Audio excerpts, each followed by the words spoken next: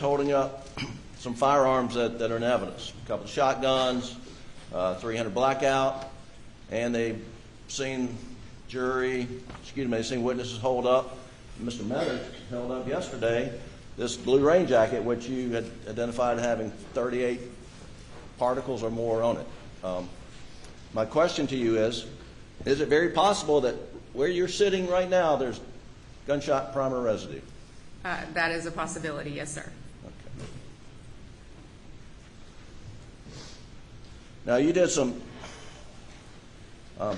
you work in the Forensic Services Laboratory at SLED, correct? Correct. And there's a trace evidence operation manual pertaining to gunshot primer residue analysis, correct? Yes, sir, there is. And that governs you follow that manual, do you not? Yes, I do. And would you agree with the statement that gunshot primer residue evidence is most probative in the following situations: from subjects who have not sustained a gunshot wound, from subjects who have not been in the proximity to the discharge of a firearm or admitted to discharging a firearm, and from subjects who were not found in the possession of a firearm? I do agree with that, yes, sir. And that's a statement of your operations manual. Yes, sir, it is. And you obtained clothing, which we know is from Richard Alexander Murdaugh, shirt, shorts, and shoes. And did someone under your supervision did lifts from those clothing items so that you could analyze the particles, correct? Yes, sir. Jamie Hall collected the particle lifts off of those items. And those and that collection was done on June 8th, I believe, was it not? Yes, sir, it was. And are you aware that the clothes were collected on June the 8th? Yes, sir, I was. And were you aware that when the clothes were collected, they were wet? I didn't know that they were wet until Jamie opened up the evidence, and it was evident that the shirt was a little damp and the shoes were definitely damp. And so it's just been a few hours that they had been placed in some sort of bag, and you open it up and they're wet, and you smell laundry detergent. That's correct. Okay. Were you aware it had been raining that evening at Moselle? I was not aware of that, no, sir. In any event, you tested after Ms. Hall, is that it, Jamie Hall? Yes, sir. She did the lifts, and you located 3 particles from the white shirt. Yes. You were at 3 particles from the shorts. Yes. No particles from the shoes. Yes. And there was no particles on Mr. Murdaugh's hands. There was one particle on his right hand. I'm sorry, there was 1 particle on his hand. And you would agree that that amount of primer residue, gunshot primer residue found on an individual who you had been informed had a firearm in his hand when the police arrived, that it was consistent with the transfer from a firearm? When I analyzed the evidence, I did not know that he had a firearm in his hand, but that would be consistent with somebody who had a firearm in his hand prior to collection. Okay. Well, you learned that at least by June the 9th at 11:03 a.m. when you had a telephone call with Agent Owen, correct? Yes, sir. And you told him that that amount of gunshot residue would be consistent with the transfer from a firearm? Yes, sir. Okay. And you stand by that here today? I do. Now, the seatbelt assembly, let's talk about that for a minute. You did lifts, you and Ms. Hall, or Agent Hall, did lifts of the buckle, is that right? Yes, sir. The latch plate, is that right? Yes. And then 3 spots along the belt, the webbing. Yes, sir. 3 areas along the belt. We divided the belt into 3 sections and did both sides of it, and those were the 5 areas that we collected. I see. So did you take lifts from the entire webbing? Yes, sir. We retracted it as far as it would go, divided it into 3 sections, I see. and collected them. And And the results of the lifts, and you did analysis, was there's one particle on the buckle, right? That's correct. 0 on the latch plate. Correct. 0 on the belt, on any of the sections of the belt. That's correct. So the whole belt was 0. And so they found one particle. I confirmed one particle on the buckle. Yes, sir. And you can't say how or when the particle was deposited on the belt, can you? I cannot. And I think you told this to Agent Owen that if Alex Murdaugh was shooting earlier in the day or anytime, at some point in time while he had that vehicle, and he got after shooting, he got in the vehicle that has the ability to transfer any gunshot residue primer to that vehicle, right? Yes, sir. I cannot tell you when that particle was deposited. So if he had had that vehicle for 2 years and he'd been out shooting and got in it, I could have deposited one particle on the buckle and it could stay there unless it got knocked off, right? Yeah, unless it was cleaned, it could have stayed there. Yes, sir. And if he went and got a gun and then put it in the car and then he got back in the car and he got transferred GSR on him and he could hit the buckle and that could put it on there, right? Yes, sir. That could have happened. It's just very, very small. You can't see it with a naked eye, but it stays there forever unless it's moved. That's correct, sir. Yes, sir. Now, you were also asked to do an analysis of blue rain jacket. Do you remember that? Yes, sir, I did. And once again, just like the seatbelt, there's no way for you to know when the gunshot primer residue was deposited on the blue rain jacket. That's correct. It could be at any point in time from the date that blue rain jacket was manufactured, right?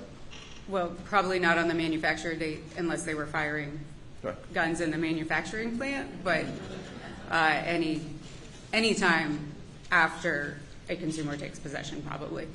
So if a consumer took possession of that garment 4 years ago, and we're going to talk about how you can get gunshot primer residue on it, but unless it's cleaned off or washed off, it'll stay for 4 years. It could, yes. And you have no idea how gunshot primer residue ended up on that garment, correct? I cannot tell you how it got there. Okay. Or when it got there. Or when it got there. Or whether it was being worn when it got there, whether it was being worn inside out when it was deposited on there, or whether it was laid on top of a gun, for example. I cannot tell you any of those scenarios. Okay. So if Mr. Randolph Murdaugh, are you aware that this rain jacket was found in a closet in September of 2021 at Mr. Randolph Murdaugh's home? That was the information that was on the submission, yes.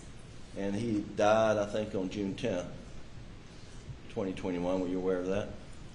I remember hearing news about it. But if he, before he got into his truck, had taken off this poncho and flipped it over and threw it on the back seat of his truck where he kept his shotgun bow whoop, and it laid on top of this dirty old shotgun, it could have deposited 38 particles of gunshot primer residue, right? If the shotgun was not clean, there is a potential for the transfer off of that shotgun, yes.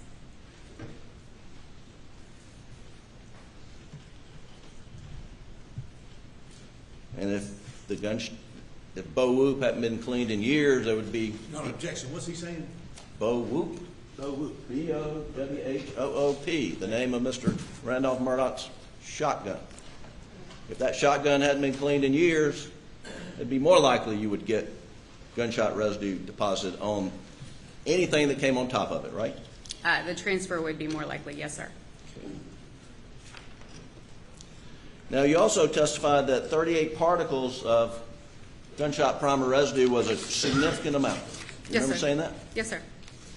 So I guess then you would agree with me that one particle on the hand is an insignificant amount. I can just say that it was present. I can't tell you that it's insignificant. It's just there. Yet you can say 38 is significant. Because it's much more than you would expect on an item that wasn't in the vicinity or didn't come into contact with an object with gunshot primer residue on it. One particle, I can't tell you when or how or it got there. Well, would you agree with 3 particles on a shirt is an insignificant amount? It's just 3 particles on a shirt, and it can be one of the 2 ways, or a combination of the 2 ways of being in the vicinity or transfer. Yet you're comfortable saying 38 is significant, but you're not comfortable saying 1 is insignificant. Insignificant implies that the evidence itself is insignificant, but it's a particle of gunshot primer residue. I'm not going to say that it's insignificant evidence. Well, should you say 38 is significant, or do you say there's 38 particles on there? Significant implying that it's a large amount, not that it's a small amount, but a large amount. So is 3 a small amount? Not in how many that we get normally. It's about average. Okay. Now, in addition to the rain jacket, and I think that is item 173 in your lab, you were also provided a blue tarp, item 174. Do you remember receiving a blue tarp? Yes, sir. And after discussing the scenario presented by the witness with Captain Ryan Neal, you and he decided that there was no need to process the blue tarp seized from Almeida, correct? Correct. And are you aware that this witness was Shelley Smith? I am now. I was not aware who the witness was at the time. So in your conversation with Agent Ryan Neal, he says, don't worry about the tarp. Objection to hearsay. The objection is sustained. After your conversation with Ryan Neal about what a witness had relayed to him, you, in consultation with Agent Neal, decided not to test the tarp. That's correct. That was based on that the raincoat was balled up in a closet versus the tarp being folded in a container and in place in a location. When you say balled up, what do you mean? I wasn't there, so I don't know, but that was the information. It was haphazardly placed in the bottom of the closet. Okay. If it had been folded and placed on top of some other items in the closet, would that have made a difference to you? I'm not sure. That would have had to have been a discussion between the agents and my management. Have you seen all the photos of the search warrant where it was found and how it was folded or not folded, balled or not balled? I've seen one photo. Okay. The one that's in evidence here? I'm not sure.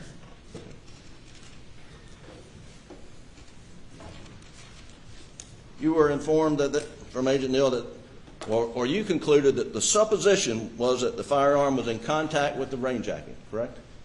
I'm sorry? You documented that the supposition was that the firearm was in contact with the rain jacket. They were trying to determine, I think, whether a firearm was in contact with the rain jacket, and that was a possibility given my results. Now, you, so do you remember what you did with the blue tarp? You just put it in storage and it's never been taken out again, to your knowledge? To my knowledge, I don't know what happened to the blue tarp.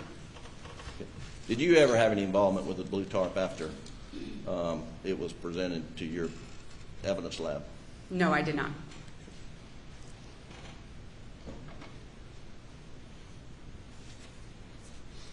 The rain jacket do you know if fingerprints were taken off the rain jacket? I don't know of any other analyses performed on the rain jacket.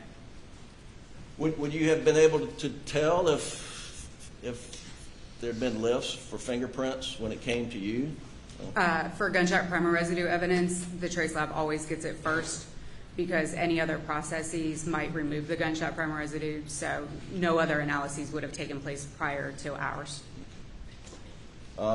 The rain jacket was slated, I believe you testified, for further DNA analysis.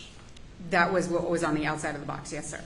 And because of that, you and Agent Jamie Hall wore gloves and a gown and a mask, right? We always wear gloves and the lab jacket, but the mask was added because of the DNA request. Do you know the results of the DNA analysis? I do not.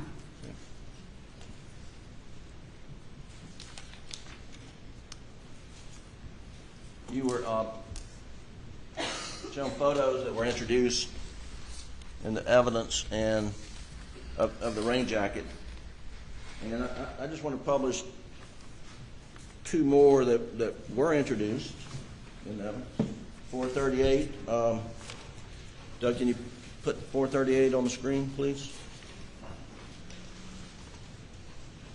I think you had it. Now it's gone.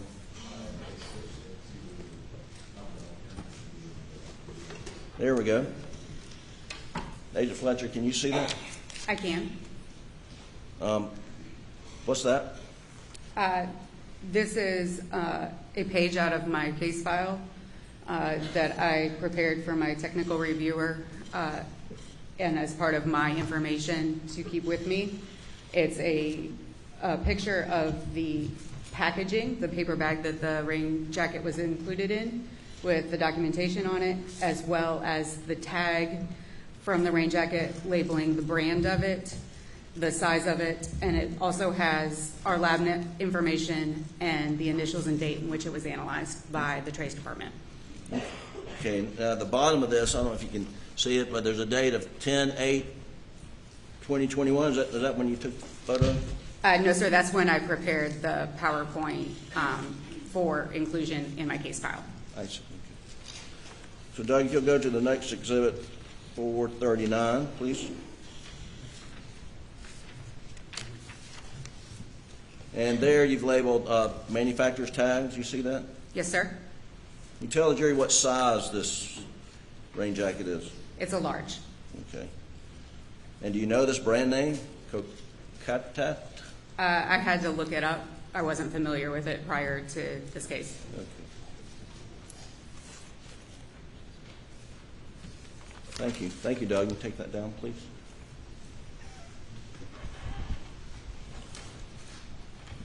One second, Your Honor, please.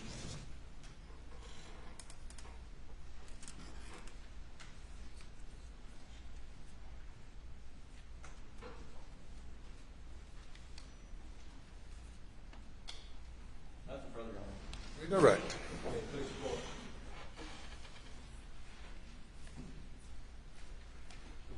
Good morning. Mr. Griffin asked you about 38 particles on the parka, poncho, rain jacket, the blue garment. Yes, sir. You asked about the 38 particles. That's what I'm responding to. Yeah, we just can't hear you. Okay, well, I'll talk louder. Sorry. Actually, how many particles were on the garment? In total, there were 52 particles. There were 14 that I confirmed on the outside of the rain jacket, and there were 38 on the interior of the rain jacket. And I confused myself yesterday. There were 13 particle lifts and 12 particle lifts, correct?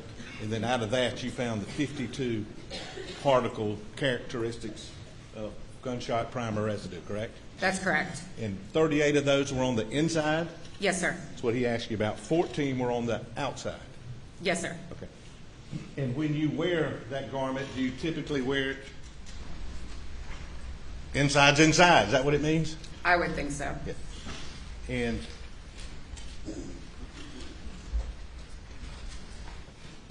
And he asked you, is it a possibility that a firearm had come in contact with the rain jacket? And you said it's possible, it's really possible, isn't it? I mean, those numbers are unusual, aren't they? 38. For the interior of a garment, I would think that they were unusual, yes. And that's common sense, isn't it? Well, they're just not. What is it? I'm sorry. How do you describe that in your world, everyday living, and then you're examining it? How do you describe those particles inside of a garment that you're supposed to wear with the outside? Well, typically, people wear their clothing right side out, and so if they're in the vicinity to the discharge of a shooting, that's where the particles are going to land. On the outside? Yes, sir.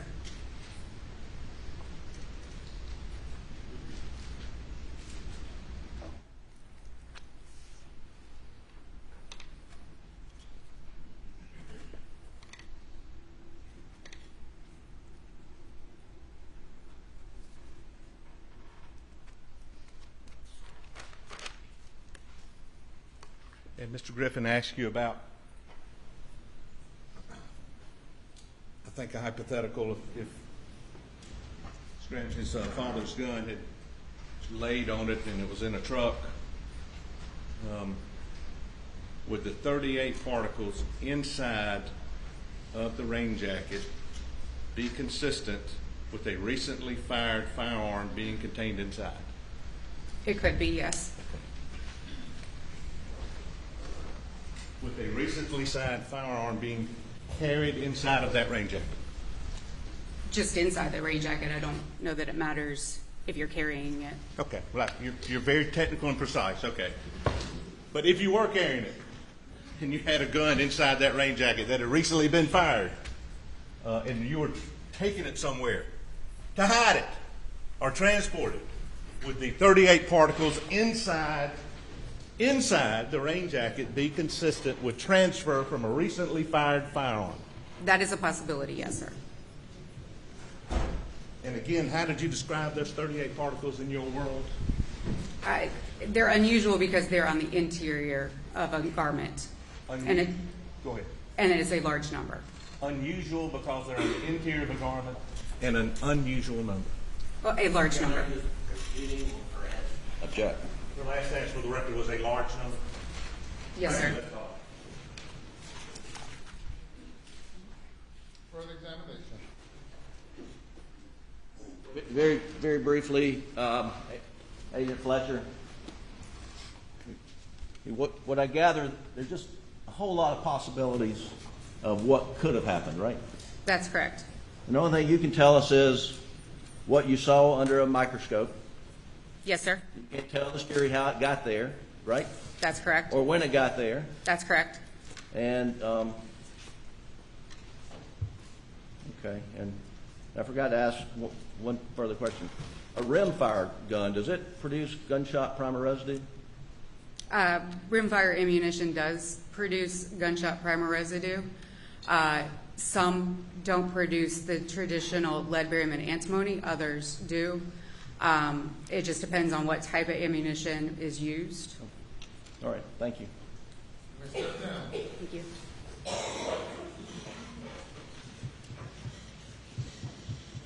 Will you call your next witness?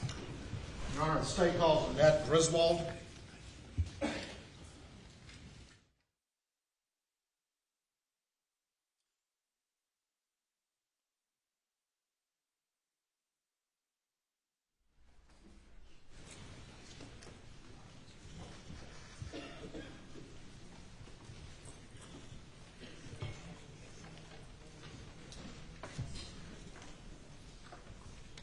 We'll have a seat on the witness stand.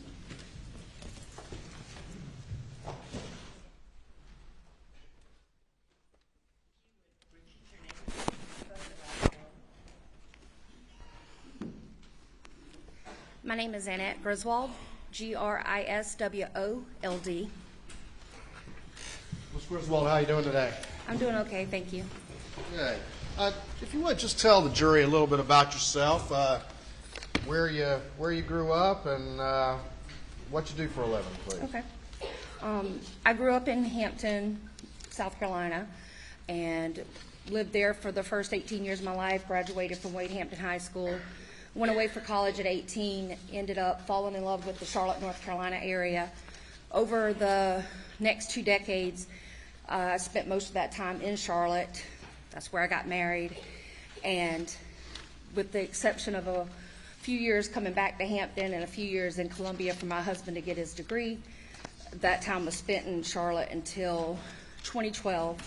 My dad took ill, and he wanted us to move closer to be near him, and my mom needed help taking care of him. So I moved home in 2012, after my father passed away, a few months after, I went back on the job search, and I'd been out of work for 2 months helping my mom. So I was looking for a job and ran into my friend's father, and he told me I should probably check the law firm.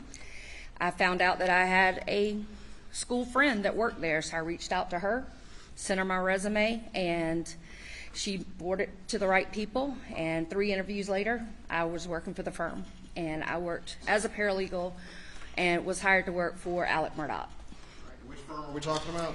what everybody refers to as PMPED. Okay. And when did you start working there? July of 2012. And when you started working there, who were you working for? Alex Murdaugh. And the entirety of the time that you were there up until the time that he was no longer a partner in that firm, is that who you worked for? That's correct. All right. So how long was that? That was a little over 9 years. Were you the only staff member that he had that was assigned to him? No, we have, there's 2 of us that worked for Alex. I'd been with him, like I said, the 9 years. And then the other secretary was Christy Gerald, and she had been with him about almost double of what I'd been there. Quickly describe for me sort of the division of labor between you and Christy Gerald, please. I was hired to handle more of the larger cases that Alex had, where it's litigation law, and so it's personal injury for the most part, workers' comp, medical malpractice, premises liability, product liability, wrongful death, trucking cases. And so he wanted me to take over those bigger cases and handle those, and then Christy did more of the day-to-day stuff and the smaller files. Still just as important, but just smaller files than the larger ones. You had the more complex stuff? I did. The bigger cases? Yes, sir. Just quickly, how was the defendant as a boss and a lawyer? Just what were his typical work habits, and what was he like in the office? Extremely intelligent when it comes to the law. I respected and admired that in him greatly. He didn't keep normal hours. He liked to float in later in the late morning time or early afternoon. We always had a running joke. We never knew.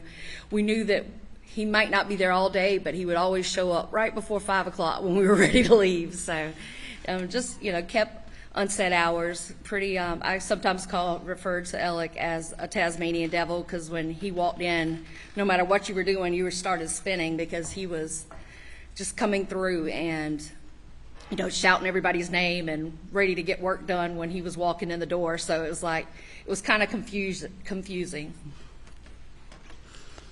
Let me ask you just a little bit. The jury's heard some testimony about disbursement sheets and how they work. And can you just remind them very quickly how that works? Who prepares the disbursement sheets, and how does that go about taking place? After I find out that a case is settled, I go ahead and start getting my disbursement sheet ready, where I can kind of go ahead and expect what the deductions are that are going to come out of it.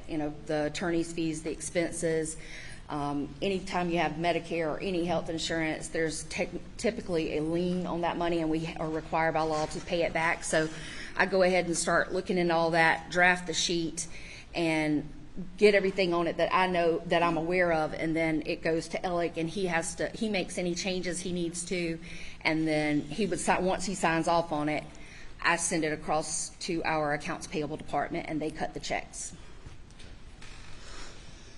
Are you familiar with what is generally referred to as the boat case? I am. And that is the boat wreck that occurred around February of 2019? Yes, sir. Are you aware that the defendant was sued civilly in that particular case? Yes, sir. After the boat case happened, did you notice any change in the defendant's demeanor around the office and about his work habits? I did. He was more distant. Even when he was in the office, he was absent. It was hard to, he's always been hard to sit still and get answers from, and to sign our documents and anything that we had put in his office to sign. But it got extremely worse after the boat accident. He was rarely there, and when he was, the door was closed, and it was almost impossible for us to reach him. He was always on his phone. He was always dealing with something bigger than what we had going on.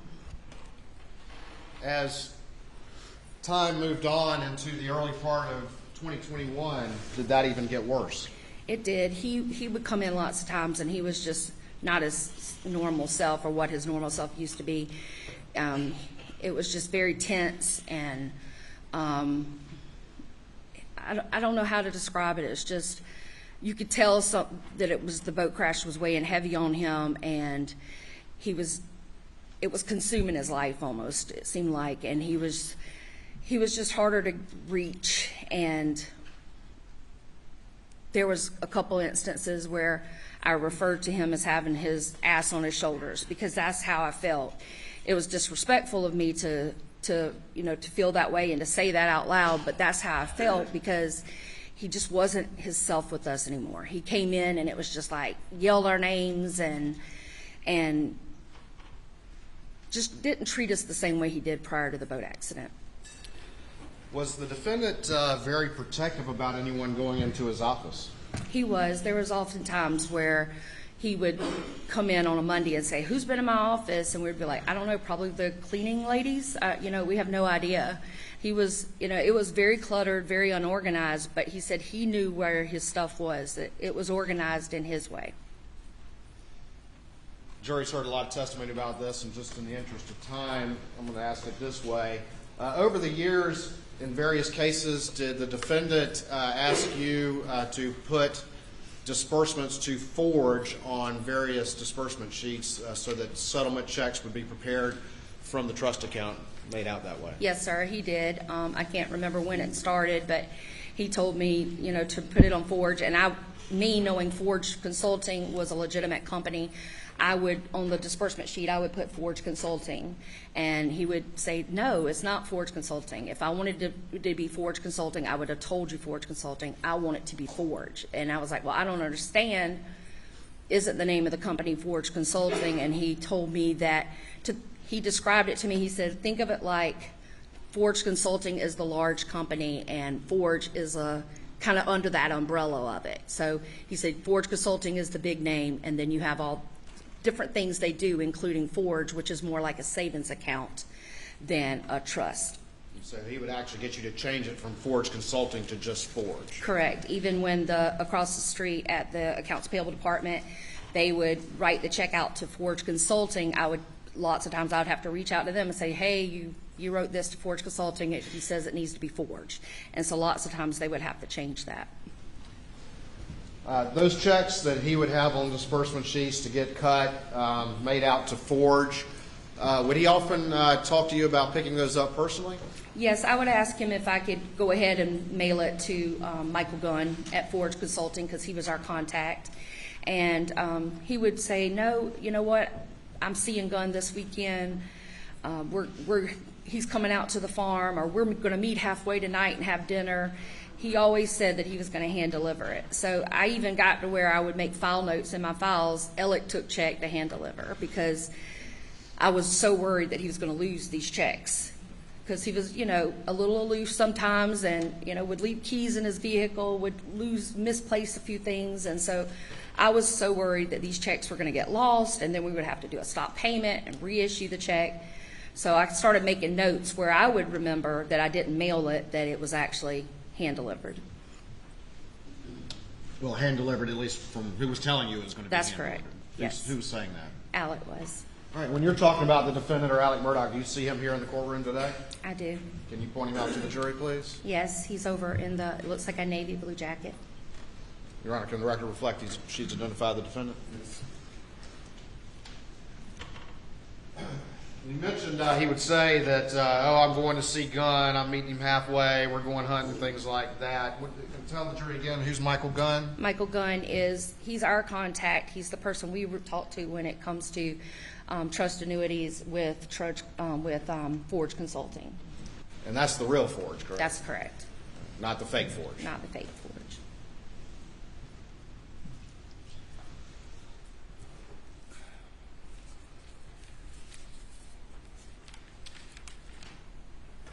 Moving into the latter part of 2020, did you have any particular issue arise with a disbursement to Forge that caught your attention? I did. Tell me about that, if you would, please. I was currently working from home. I had surgery on Halloween of 2020, and I was working from home, hadn't come back yet. I was planned to come back to the office the following Monday. And on that day, I believe it was December 15th of 2020, I got a phone call from the accounts payable department. Nicole called me, and she's one of the ladies that cuts the checks and works for Jeannie Seckinger. And she told me that she had just got a disbursement sheet over, that Christy had sent over a disbursement sheet in one of my files. It made no sense. She didn't understand it. And I was confused too, because I was like, why didn't he contact me to do my disbursement? Because I'm kind of protective over my files. If I've worked that file the whole time, I want to finish that file. I want to work the whole process of it. And actually the disbursement part is my favorite part of the file, because I want to be able to have that be there when that client gets their money and gets that closure that they deserve. So I thought it was very odd that Christy was drafting a disbursement in one of my files, and This was the day you were off work. that's correct. I was working from home, and I still could have been reached, but I wasn't until Nicole reached out to me and told me. Keep going. She told me, she sends it to me by email or text, I can't remember, and I reviewed it, and it didn't make sense to me either. There was a line on it that said the attorney fees were going, or amount of it was going to Forge, and I didn't understand how that was happening, and I'd never seen him send attorney fees to Forge before, and so I didn't know that that was even a possibility. And so I called the office, and Christy transferred me to Alec, and I spoke to him and asked him about it. And he said, why did Nicole call you? And I said, well, she doesn't know how to write these checks out because it doesn't make sense to her. She hasn't ever seen a disbursement like this. And he said, I'll take care of it. And so he said, I'll call Nicole, I'll take care of it. And so I remember talking to Nicole later and say, so what did he say? What was the reason behind it? And he said that they can structure their attorney fees, and that's what that check was for. Did you have a subsequent discussion with the defendant about that? I did, and he told me the same thing. He said it was something that they've been able to do forever. He just never took advantage of it before, and so now he decided that he was going to start structuring those attorney fees where it would make have interest drawn. And so it made sense, because why not? Why not, instead of having that money sit somewhere, put it somewhere where it's going to draw more money? His explanation to you made sense. Yes, it did. On its face. Yes. Do you remember the name of that case? That was the Hirschberger case. I'm going to show you. Stand by.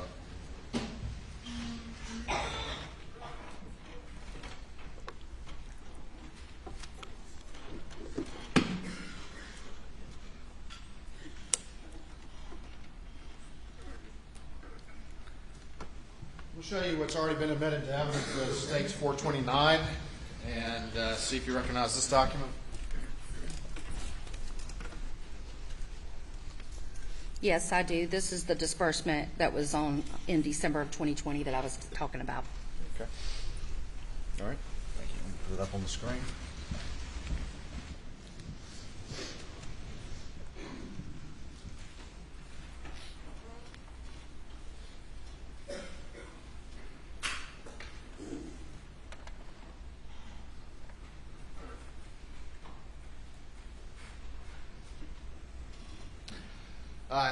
At that point in time, we're in December of 2020, is that right? That's correct. After the defendant gave you that explanation that seemed valid to you on your face, did that matter just kind of go away at that point in time? It did. It was kind of, always at the back of my mind, because I still felt like there should have been some kind of paper trail, but yeah, the explanation worked that he gave me, and so I was trying to just go along with it because I thought it was valid. As we move on into January 2021, did another incident happen that came to your attention as it related to disbursements? Yes, the end of January, it was a Friday afternoon. I left early that day to take my mom to the eye doctor, and kind of the same scenario of kind of an exact repeat of December happened again. Nicole from Accounts Payable called me, and I said, "What's going on?" And she said, "Well, I've got another one." And so Christy had drafted a disbursement in a case referred to as Moore, and she had sent it over, and once again it had the same wording and kind of confusion that the Hirschberger one had a month previous. So she didn't really understand it again. Still, she was still trying to say, I feel like we need more information on this. And I said, I do too. And so kind of the same scenario as before, I reached out to Alex, he reached out to Nicole, and ultimately the checks got written. But it was the same scenario as you can see on here. The $91,867.50 was attorney fees that were structured that went straight to Forge, to the fake, what we now know was the fake Forge. All right. And is that still in the Hirschberger matter you're talking That's the about? Hirschberger one. And on the Thomas More one, it we'll was... get there in a second. Okay. When you got that call, do you remember where you were, the second call? Yeah, the Thomas More, I was at the eye doctor with my mom. I'm still in Hirschberger. Do you remember where you were on that Oh, second? I was home. I'd had surgery and I was home recovering. And I'm going to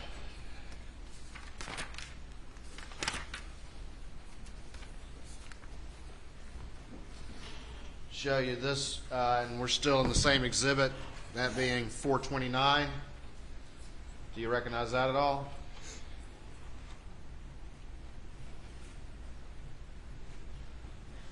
Let me hand this exhibit to you. Probably easier that way.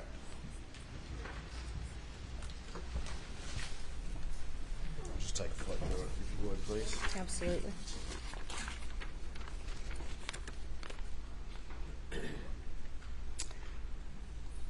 Yeah, this is what we refer to now as the second Hirschberger disbursement. It was on the UIM portion of the case and liability portion. So once again, the PMP attorney's fees were routed to Forge in the amount of $83,333.33.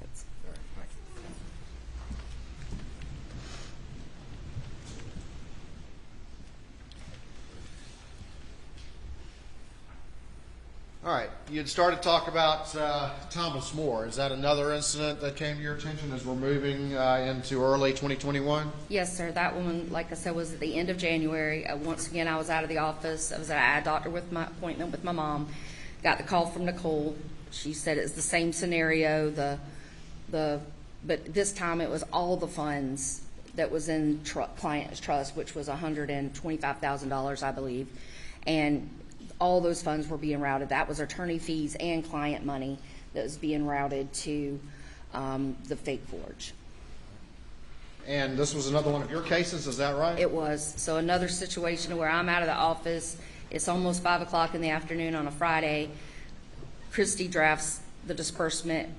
Alex signs it. They send it over in my absence. When these instances are happening that you're describing to the jury where you happen to be out of the office, and these are your cases, right? That's correct.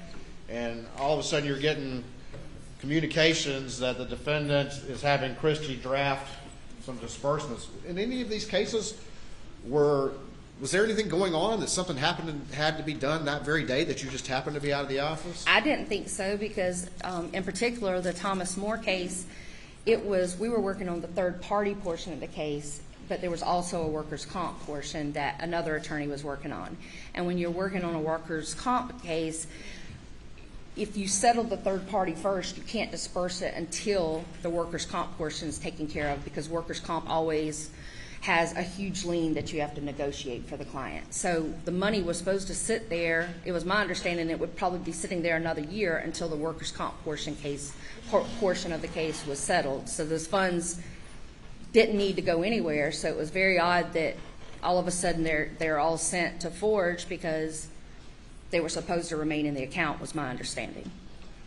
Do you take pride in the work that you do on these complex cases? I do. Do you know your cases very well? I'd say I do. And was there any reason of which you were aware that things had to be happening the day that they were? I did. No, it definitely put up another yellow flag, and it made me think about the previous one that happened in Hirschberger in December, because both of them were kind of the same scenarios. Me out of the office, someone else drafting it, and not that we can't work in each other's files. We can, but it's easy to miss something if it's not your file. If I had to go in somebody else's file and draft a disbursement, I may not know that there's a lien or a certain promised medical bill or anything else that needs to be paid. So that's why, to me, it's easier if somebody that's worked the case actually drafts the disbursement, because they know all the deductions that have to come out. Was the defendant using the opportunity of you being out of the office to push these things through? Yes, in hindsight, it was easy to see that the chaos, the sending it over at 10 minutes before 5 p.m. was kind of a way of part of that little hurricane, a little tornado portion. Just sending it over when most people are gone, and it's just going to get done quickly and no questions asked. You said that the Thomas More line was particularly unusual because it was workers' comp and those funds couldn't be dispersed yet, correct? To your understanding? Yes, sir. Did you ever have a conversation with the defendant about why these funds were dispersed? I did, and he explained to me that he had gotten permission that since the money was going to be sitting there another year, that they were going to send it to Forge and let it draw interest, and then that would be money that would draw interest on for the client as well as the firm, because it was both portions of the money. I'm going to show you what's already been admitted into evidence of States 328 and see if you recognize this document. Yes, this is the Thomas More disbursement that I'm referring to, that where the entire client trust amount of $125,000. Do you recognize the signature down at the bottom of the page? I do. Alex signed it where it says R. Alexander Murdaugh, and then where the client's signature is, that is not the client's signature. It's Alex's handwriting. You recognize his handwriting from working for him for 9 years? I do.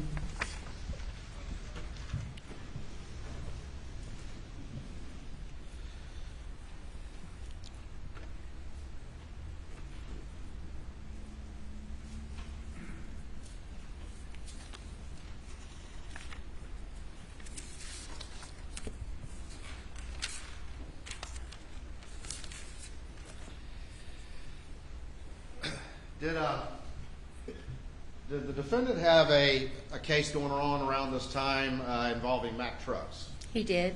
What we refer to as the Ferris case. We actually went to Columbia and had a bench trial in that case in January of 21. And did you work on that case to some extent? I did. Was that one of the ones assigned to you? Yes. Was the defendant the only lawyer on that case, or were there other lawyers? No, there was 2 co-counsels that had brought us in. Wayne Ridgway was the first attorney that received that case. He reached out to Chris Wilson's office, and Chris joined the case as well, and then Chris reached out to our firm, and so now there's a third attorney, which was Alec, involved in it. Ultimately, was that case tried before a judge? It was bench trial, like I said, in January of 2021. And did the judge issue a verdict in favor of the firm's clients? Did, yes, sir. And the next month, I think sometime in February, we got a very nice verdict for the clients. Who was going to be dispersing the fees in that once the money came in? Was that going to be PMPED, or was it going to be the other attorney's Chris firm? Wilson's office. Had the firm PMPED, had it accrued costs in the course of that litigation? Yes. Expenses? Yes. And did you prepare those and send those to Chris Wilson's office, or how did that work? I did. I put the totals in an email and sent them to, Alec wanted me to send him the totals by email, and so that's what I did. And then I guess he sent them to Chris after that. All right. And then after that happened, do you remember what month the money came in, roughly? In May. Well, let me slow you down. Once you've done that, when the money comes in, you said Chris Wilson's office is going to be handling that disbursement, correct? Correct. What are you expecting to happen next? I'm expecting copies of the settlement paperwork, copies of the disbursement sheets signed by the client, and I'm expecting 2 fee checks and 2 expense reimbursement checks, because there's 2 cases. It was a case for the deceased and a case for his wife. So I'm expecting 4 checks total. And you're about to say, and I cut you off, you said something happened in May. Did something happen related to the Ferris case in May? Yes, I received by mail the settlement package from Chris Wilson's office, but all it contained was a cover letter and the 2 expense reimbursement checks. So I emailed Vicki Lyman, which is Chris Wilson's secretary, and said something like, hey girl, I got these expense checks in, when can I expect the attorney fee checks? And she replied to my email telling me that Excuse me, hey friend, you know the attorney's got that money at disbursement. And I was really shocked because I didn't even know when the disbursement took place. I was never supplied copies of it or anything. What's your thought when Vicki says that? What did you think may have happened? Well, I called her and I said, you know, you already gave the checks. I was like, I don't think we've received them. And she was like, yeah, they were done at disbursement in March. And so I asked her first to send me over copies of the disbursement sheets and where I could look at those. And then I reached out across to our accounts payable just to make sure that checks somehow bypassed me and went straight to into the client trust to their department. And they told me no, that they didn't have any such checks on the books either. And I was like, okay. So I assumed that they gave Alex the checks and he's lost them. They're misplaced. They're somewhere in his truck. They're somewhere in a file folder stuck and just kind of hid away and he's forgotten to give them to me. Did you say that to Vicki? Like, come on, why'd you give them to my boss? Why? I said, why would you do that? I was like, why would you give checks to the attorney? Why wouldn't you send them straight to me where I can get them deposited? I'm going to put it states 312 that's already in evidence, and this is the page marked bait stamp 2371 for the record up on the screen. Can you see that on your little screen? Do I need to bring that in? I can see it. And can you tell the jury what that is? That is the email I was talking about where I told her I just got the expenses, but where's the fee? And she says it's because your boss and mine and Liz's got their fees once they were signed. Duh.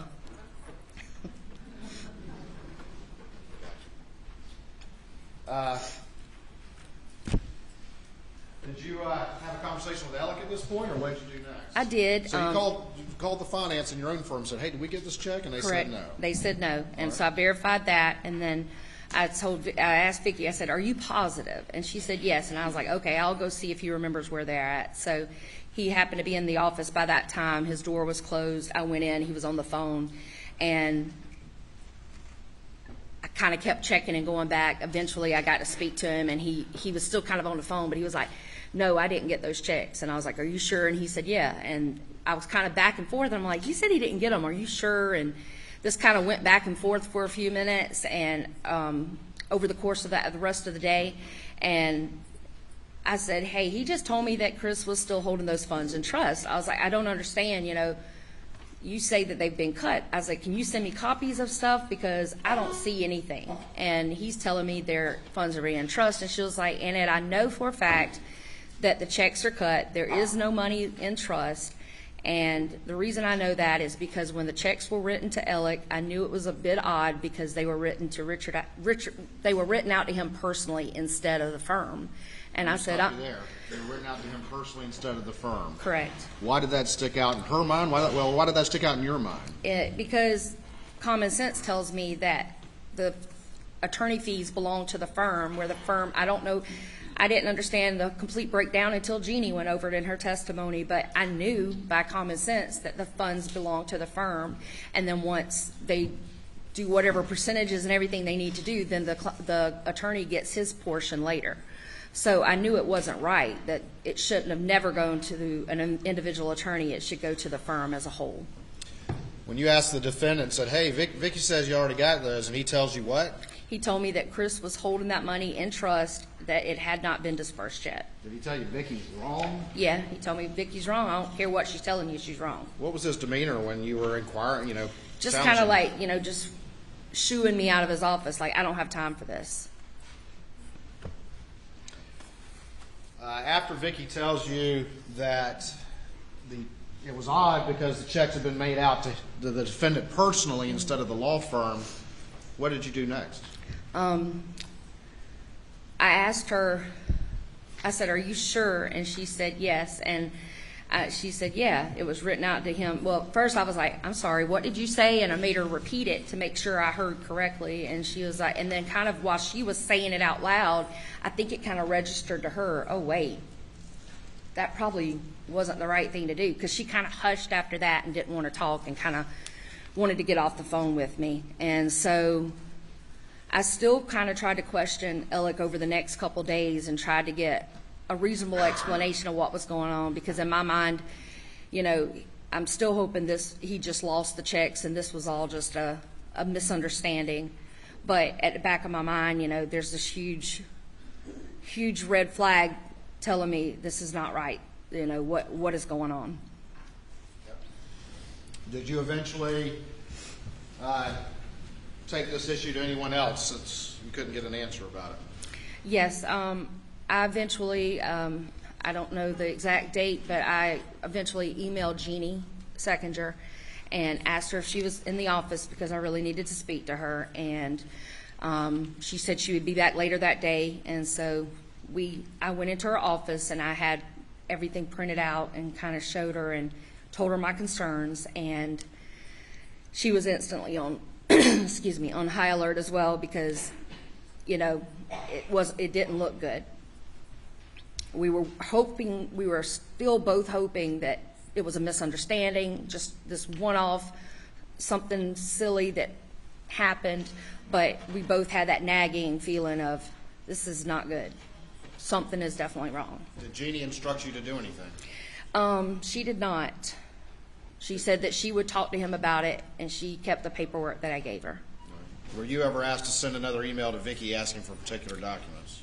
Yeah, actually, it was kind of my idea. I kind of told Jeannie, I was like, hey, why don't we do this? Why don't you send me an email telling me what we need, and then I'll forward that email from myself, and, to see if we can get copies of everything where we can figure all this out and eliminate it. Because, at this point, we want to prove that that suspicion we had was wrong and that everything's really okay. So she did. She forwarded me an email, and I'm still on states 312. What's been bait stamped is 2374. And is this the email that you just described that Jeannie forwarded to you requesting the documentation for the Ferris fees? It is. Underneath where, Jeannie texts there or emails there and tells me exactly what she needs and kind of is very specific. And what date was that? I'm sorry. That was May 27th at 11:40 a.m. All right. And then going over to 2373 in the same exhibit, is this the email right here that you then forwarded to Vicki Lyman at Chris Wilson's office? Yes, it was. I forwarded that email that Jeannie sent me on the same day, May 27th. And I knew she was on vacation, but I went ahead and sent this to her. And then when I knew she had time to get back from vacation, I sent this follow-up on the strand on June 2nd and requesting it again. All right. And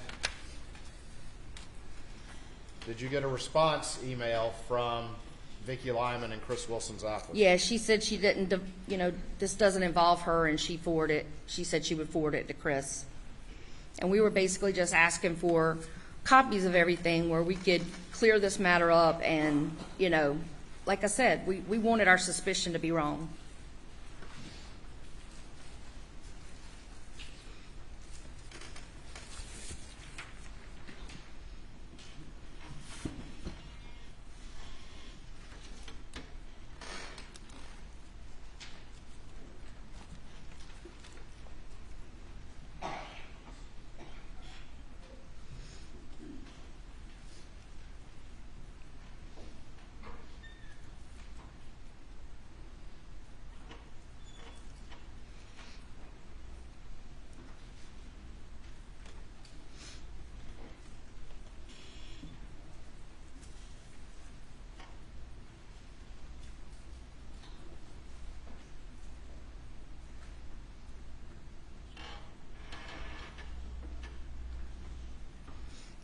Is that item already in evidence?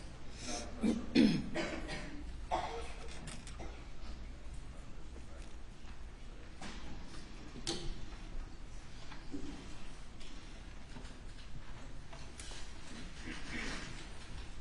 going to show you what's been marked as Exhibit 440 to your testimony. And again, just tell me, first of all, without going into any content, whether or not you recognize that particular document. I do. It's a text strand between myself and Vicki Lyman. All right. And is this, what is the date on that particular text strand? June 2nd, and then it runs into June 3rd. All right. And is that 2021? Yes, I'm sorry, 2021. Is this a text thread where y'all are discussing the things that you've described here today? Yeah, I told her I just, don't mention it, anything. Hold on, just real quick. Okay, I'm sorry. Y'all are describing what we're talking about here today? That is correct. All right, Your Honor, at this time I would move stage 440 into evidence. Your Honor, object on hearsay grounds. It doesn't fall within an exception to the hearsay rule. See the document.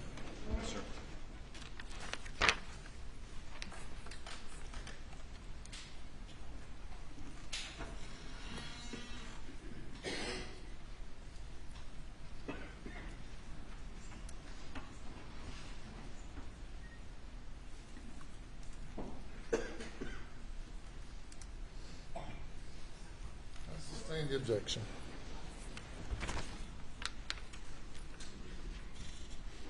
Did you ultimately text Vicki on that particular day? I did. I told her that I gave her time to get back from vacation, and I just basically texted her with my concerns and told her how stressed out I had been over this situation and how I was hoping my suspicion was wrong, but I was really stressed out. And unfortunately, my daughter, me and Vicki had talked on the phone. Vicki had called me as well, and unfortunately, my daughter had overheard me too. So she instantly got really worried for me. And my daughter said, "Mom, you need to go ahead and get your resume because once you turn all this in, they may fire you." So she was very concerned for me. And this latest email on the screen, that was June 2nd, 2021, is that That's correct? correct. You recall June 7th, 2021. I do. Was that a Monday? It was. Were you at work that day? I was. Did the defendant come to work that day? He did. He came in probably around lunchtime. I can't remember if he came in before lunch or after, but somewhere in that time frame. Did you see Jeannie Seconder that day? I did. Jeannie had already told me that she was going to talk to Alec about the Ferris e-checks that were missing. She was going to go and talk to him about them that day, and so she asked me to let her know when he got into the office. So when he got to the office, I reached out to her to let her know. And did she come up to your area? She did, and we have open style offices, no doors on the secretary's offices. So she had to pass by me to get Alec's office. So I saw her when she was walking past. Did she give you any look when she walked past? She did. It was kind of just like that, just kind of a raised eyebrow, like wish me luck, here goes nothing kind of look. Like hope, because we were both just, like I said, wanting to get answers and.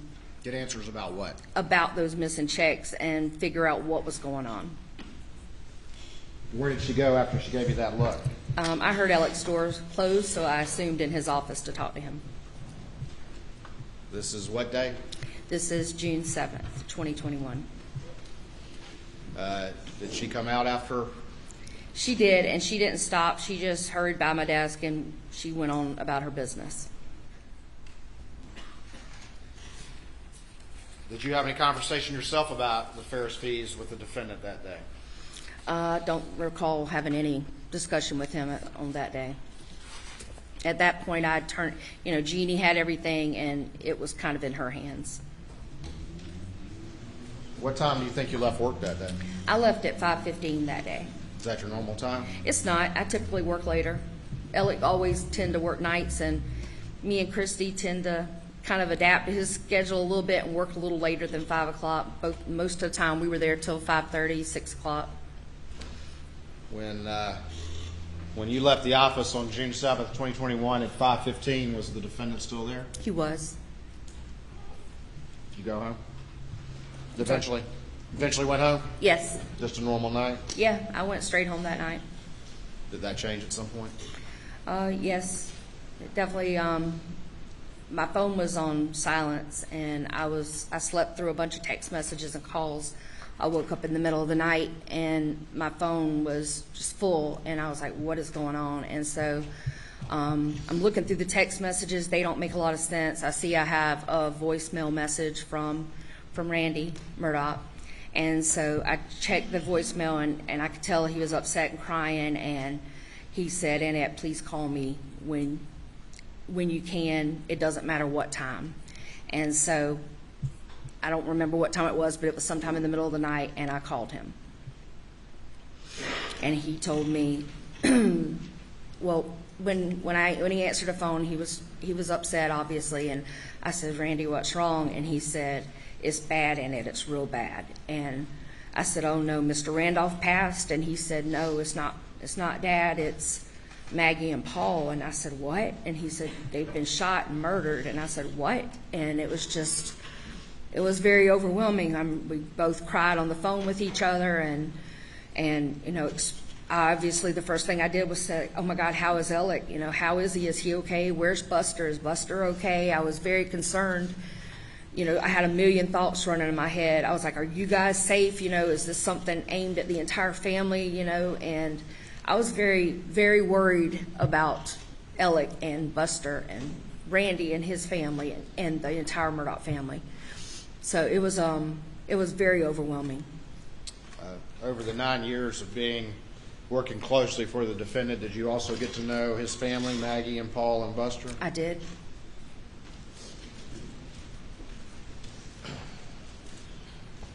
Is this firm pretty tight-knit? Yes. What was the reaction of the people in the firm to this terrible news? There was two reactions. First was scared. We were like, please lock our doors. You know, we're scared. Who is this aimed at? Is it a client retaliating? Is it, you know, aimed at Alec? Is it aimed at the firm? We didn't know. We just had so many questions, no answers, a million thoughts running through our heads. We were just there, you know, supporting each other and helping one another through this grieving process, and at the same time, we were very protective over Alec and Randy. We wouldn't let them leave the office if strange cars were driving around. We would say, don't walk out yet. There's a white car that's went around 3 times. I mean, we were in complete mama bear mode. We didn't want them to go out and have to talk to reporters. We didn't want them to have to run out and run into anybody, and we were scared for them. We were very protective. I mean, anything suspicious out the window, we were on high alert. Said, what kind of mode? Mama bear mode. Mama bear protecting who? Protecting Alec and Randy. Did the law firm community rally to the aid of the defendant? They did. Was that the primary focus on everybody's mind in the aftermath? Absolutely. Were you at all concerned about finding out what happened to these Ferris fees after that happened? What Ferris fees? What Ferris fees? Yeah, what Ferris fees? That was the furthest thing on my mind.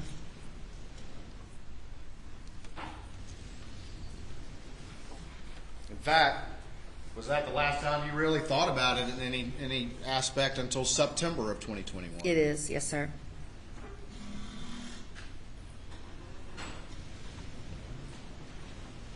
And you were more focused on helping this defendant and his family in the aftermath of this tragedy that had happened. Yes.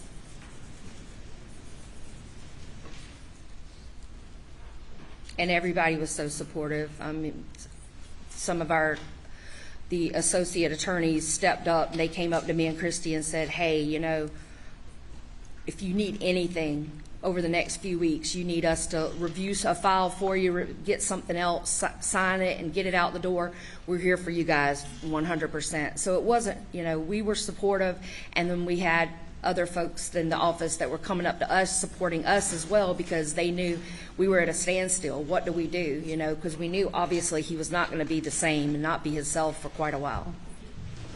I asked you earlier about the boat case. Before the murders, when the boat case happened, had there been some reaction and backlash in the community against the defendant and his family after the boat case? Yes, it was very difficult because Hampton being a small town, we all know each other, and we all know both sides for the most part. For instance, Mallory Beach, her father is my first cousin. So Mallory Beach, I was kind of felt like I was in between a rock and a hard place because, you know, her family is, you know, beyond heartbroken over the loss of her. And I know some of them didn't like the idea that I was still working at the firm. but I was still, to me, it was two separate entities. This is my job, this was my family, and I had to keep them separate. I didn't want any part of the boat wreck case. I didn't want to know any details or anything because, like I said, I was keeping my family life and my work life separate. After the murders, you said the law firm community, though, rallied to Alex's aid, correct? Absolutely, everybody. Did the larger community do as well Yes, they did. after the murders? Yes, sir.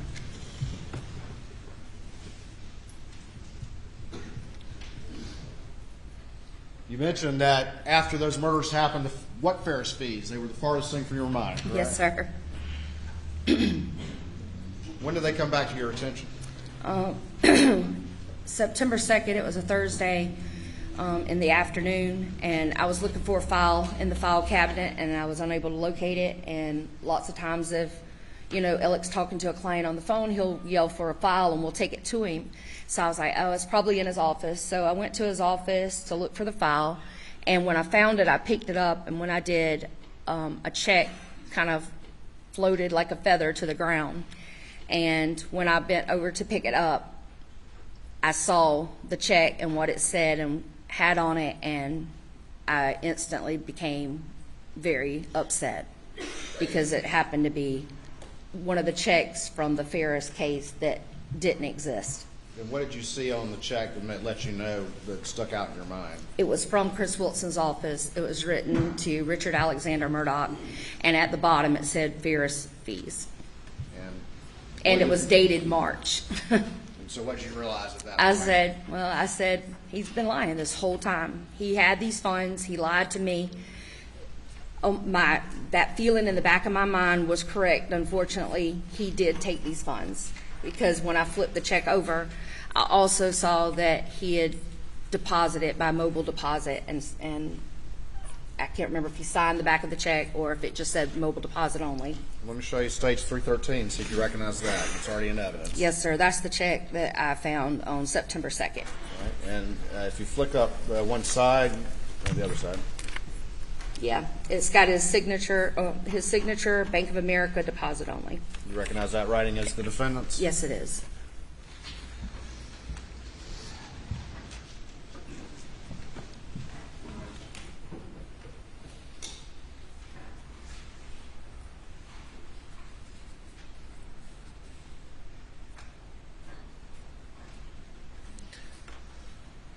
When that check fluttered down, you picked it up? I did. You saw that? Where did you take it? Did you take it anywhere? Yeah, I went back to my desk, and you can imagine all the emotions that I was feeling at this point. I was hurt. I was angry. I just was beside myself, and I was a bit enraged too because I asked him so many times. There were so many times that I felt like we could have clarified this and got it taken care of, but here it is from March to September, and I find this check that supposedly did not exist. And so I went to my desk, I called Jeannie, and I was like, I just found something. And she said, oh, shit, what did you find? And I said, are you busy? And she said, come on over. And I went over and closed her door and threw the check at her, and she was like, is this one? I said, yeah, that's one of the Ferris checks that doesn't exist.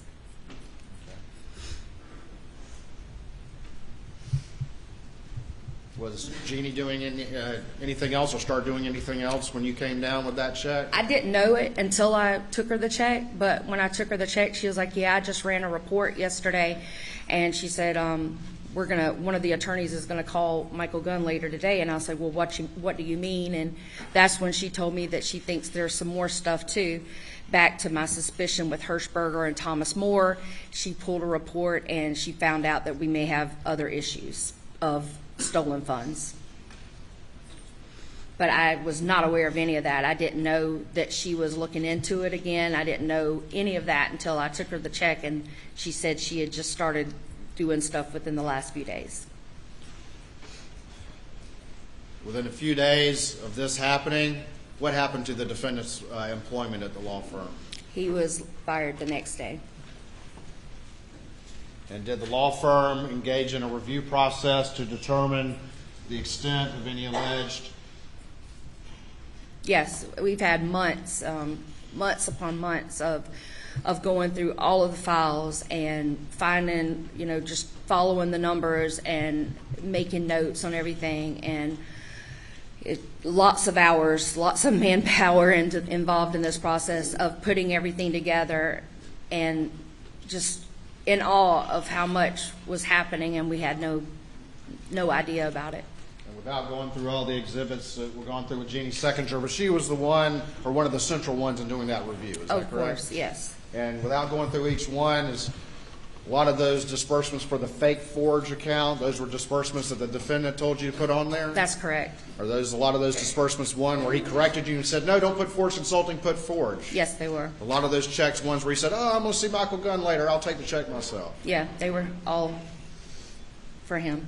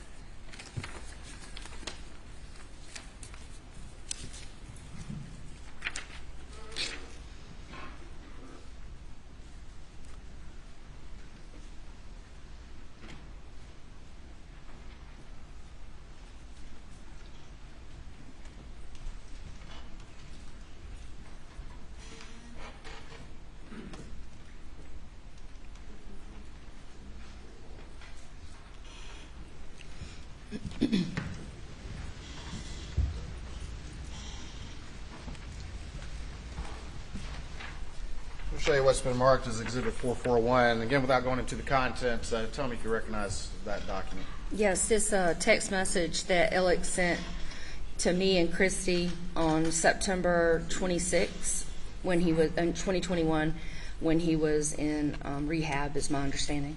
All right. Your Honor, this time I'd offer States 441 into evidence, I believe without objection. No objection. Submitted without objection. Your Honor, I apologize. We do have the 403 objection, and subject to the court prior ruling on this. I haven't seen the exhibit, I don't. Yes, sir. Ladies and gentlemen, we'll have you go to the jury room for a break. Please do not discuss the case.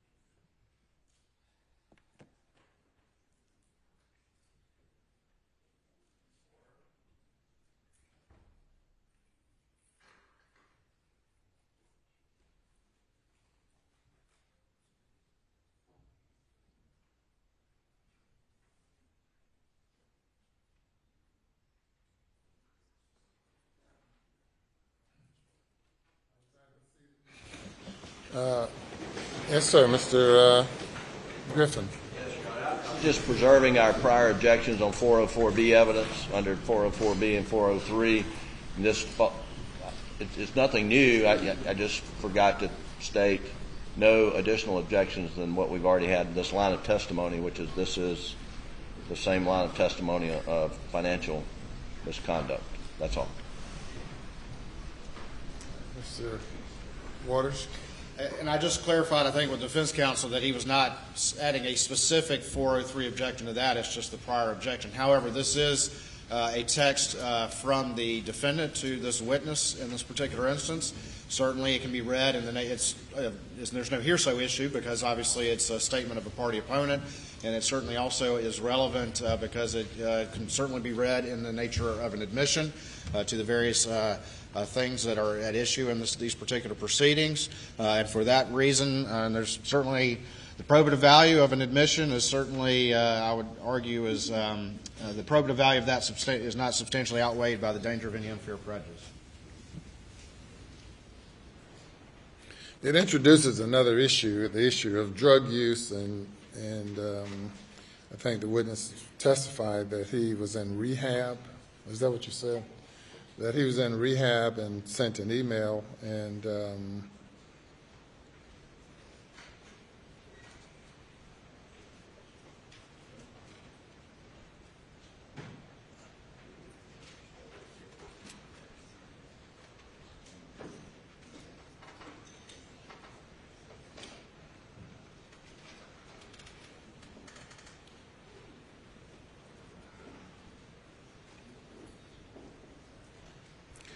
just want to be clear from the defense that the part of it, of the testimony that establishes through this witness that he was in rehab, that is not a basis for your objection? We do have, yes, we do object to evidence of his drug use and to be included in this, and we would ask that that document be redacted to the extent it references rehab at this time. It doesn't specifically mention drug use. So, have you all review the exhibit and tell me if you have no objection based on the fact that he sent it while in rehab, then it's admissible as far as your prior bad acts objection.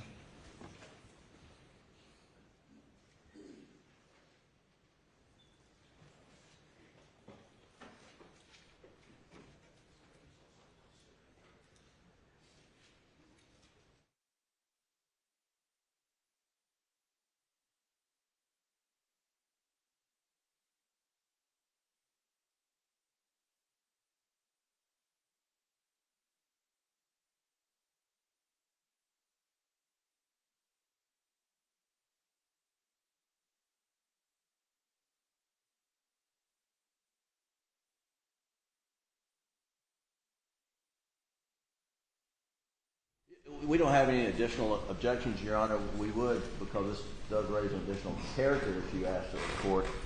We ask that the court give, an additional limiting instruction at some point in time about that. How does the character end that he saying he's getting better, or what part addresses character? Well, certainly he says I'm getting better every day, and it's clear from that he's in rehab.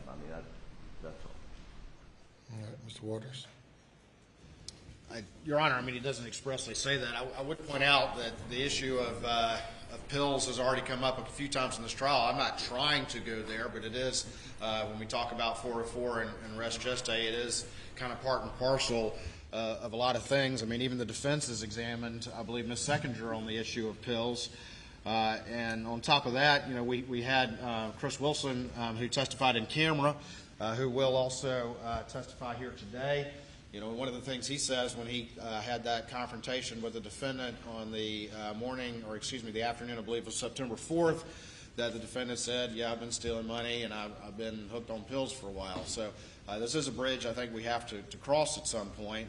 The state is not trying to gild the lily with that, but at least with these various witnesses, it is part of what they're being said. As far as that specific exhibit, though, Your Honor, there's no express reference to drugs or anything like that, and it certainly is in the nature of admission. And again, I think for that reason, it's very probative and very relevant and admissible for that reason.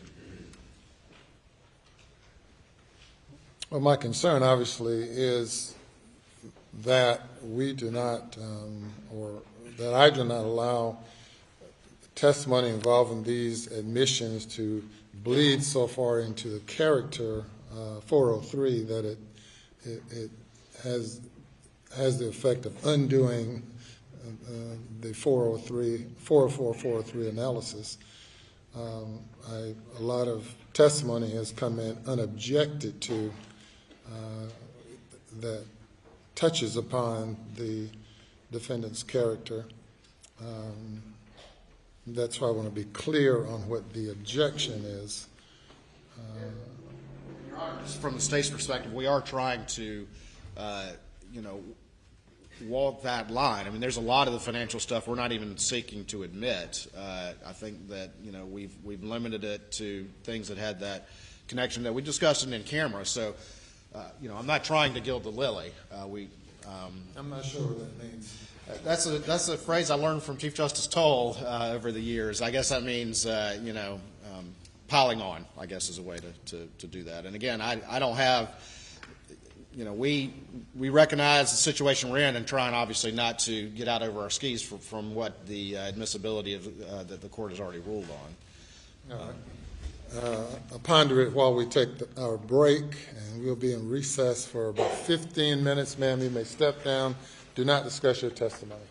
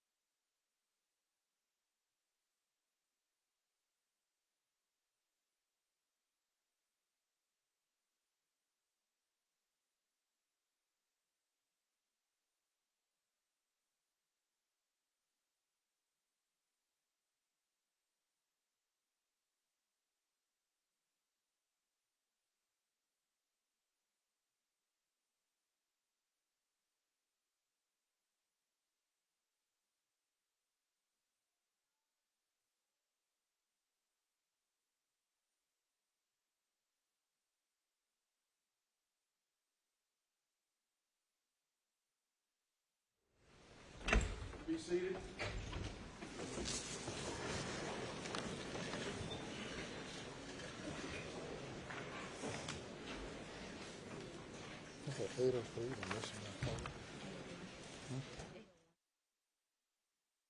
right, to this exhibit number 441, I find that it is admissible under Rule 801 by a party opponent. However, the portion of it that says, when I get out of here is problematic. If the defense would like that portion of it redacted, that would suggest that he's in rehab and when he gets out of here, he's going to do this or that. We can redact that portion.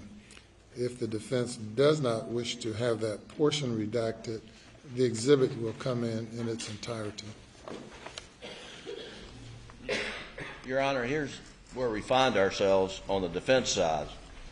His drug addiction and drug use is, frankly, res gestae to the alleged criminal conduct on the financial fraud.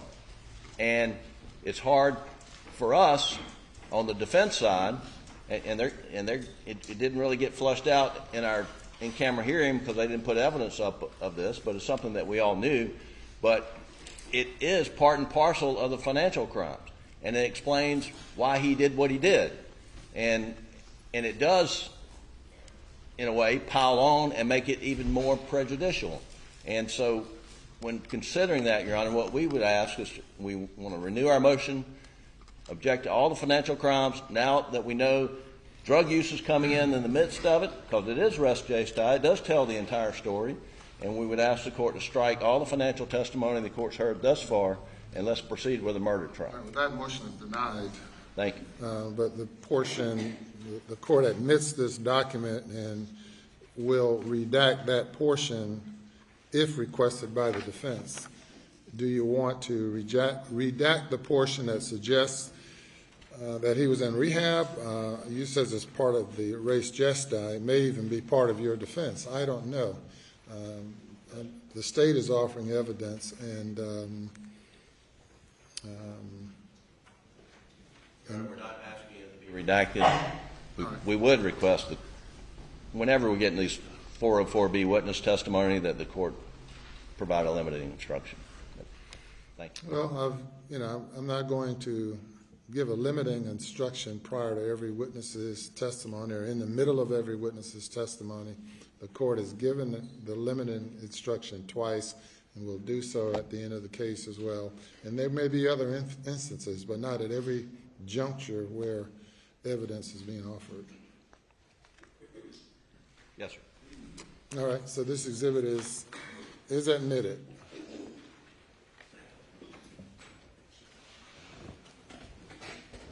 You may bring the jury.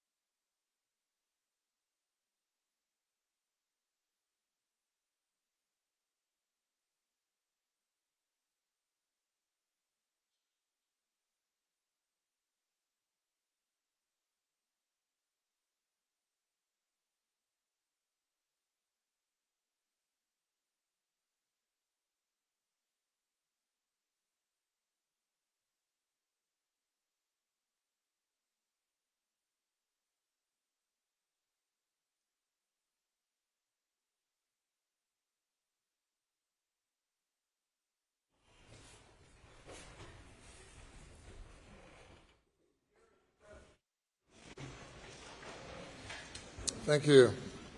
The objection is overruled. The exhibit is admitted. May it please the court, Your Honor.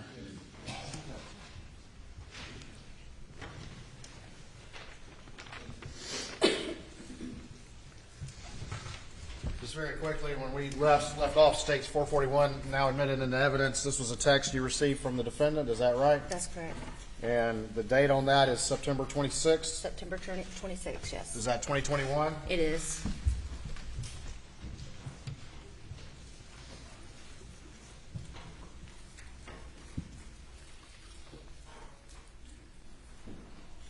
Is this the text that the defendant sent to you? It is.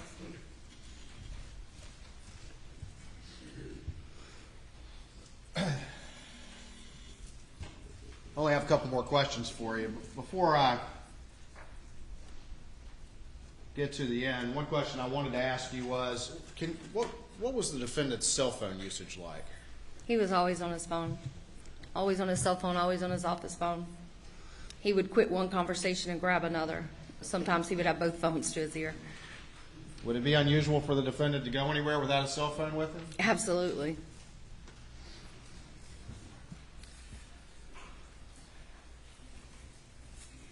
I want to play for you what's been admitted to evidence as States 297. Can I have this input, please?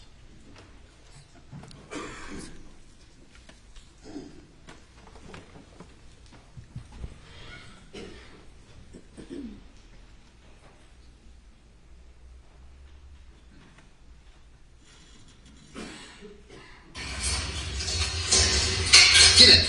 Get that.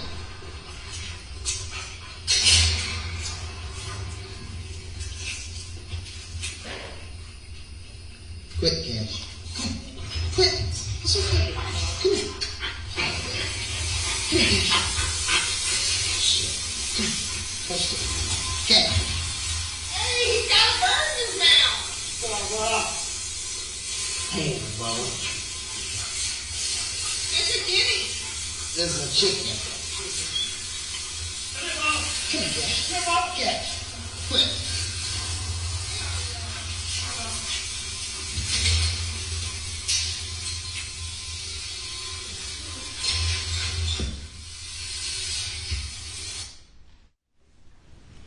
Do you recognize any voices in that video? I do. I hear three voices. And tell me who you hear. I hear Paul Murdaugh, Maggie Murdaugh, and Alex Murdaugh. And how sure are you? I'm 100% sure. Can I have the Elmo one more time, please? I'm sorry. Oh. Going back to States 441, can you read just that one sentence starting where my finger's pointing that the defendant sent to you? The worst part is knowing I did the most damage to those I love the most. Thank you. Cross-examination.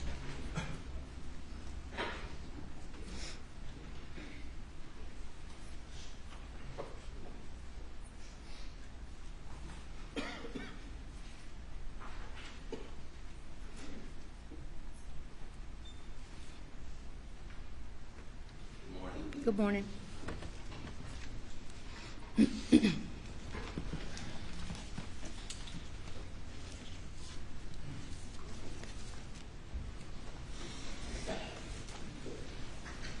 Ms. Griswold, were you hired by Alec to work at the law firm?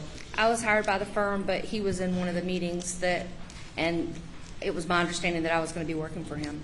Right. And so you interviewed with him? I did. And you've been working, well, you worked with him for? About 9 years. 9 years. Yes, sir. And 1 second, I left my.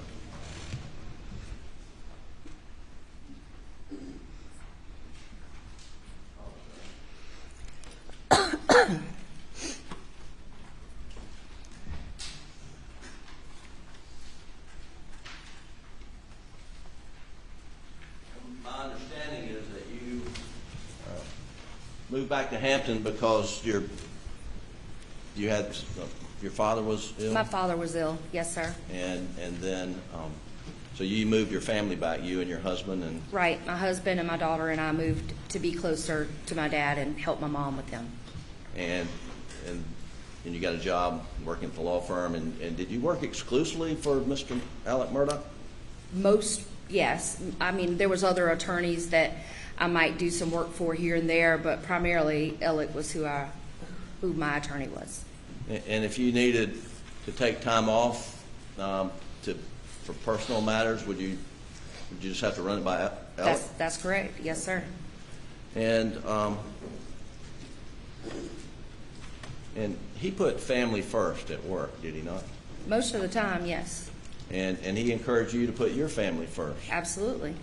And I think your husband had a heart attack. He was in the hospital for quite some time. Yes, for 5 weeks before he ultimately passed away. And I'm sorry to hear that. Thank you. But Alec encouraged you to do all you needed to do to care for him and don't worry about work. Isn't that right? Yes, he did. And you didn't miss a paycheck. I sure didn't. Is he a good person to work for? It was hit or miss. I cared about him.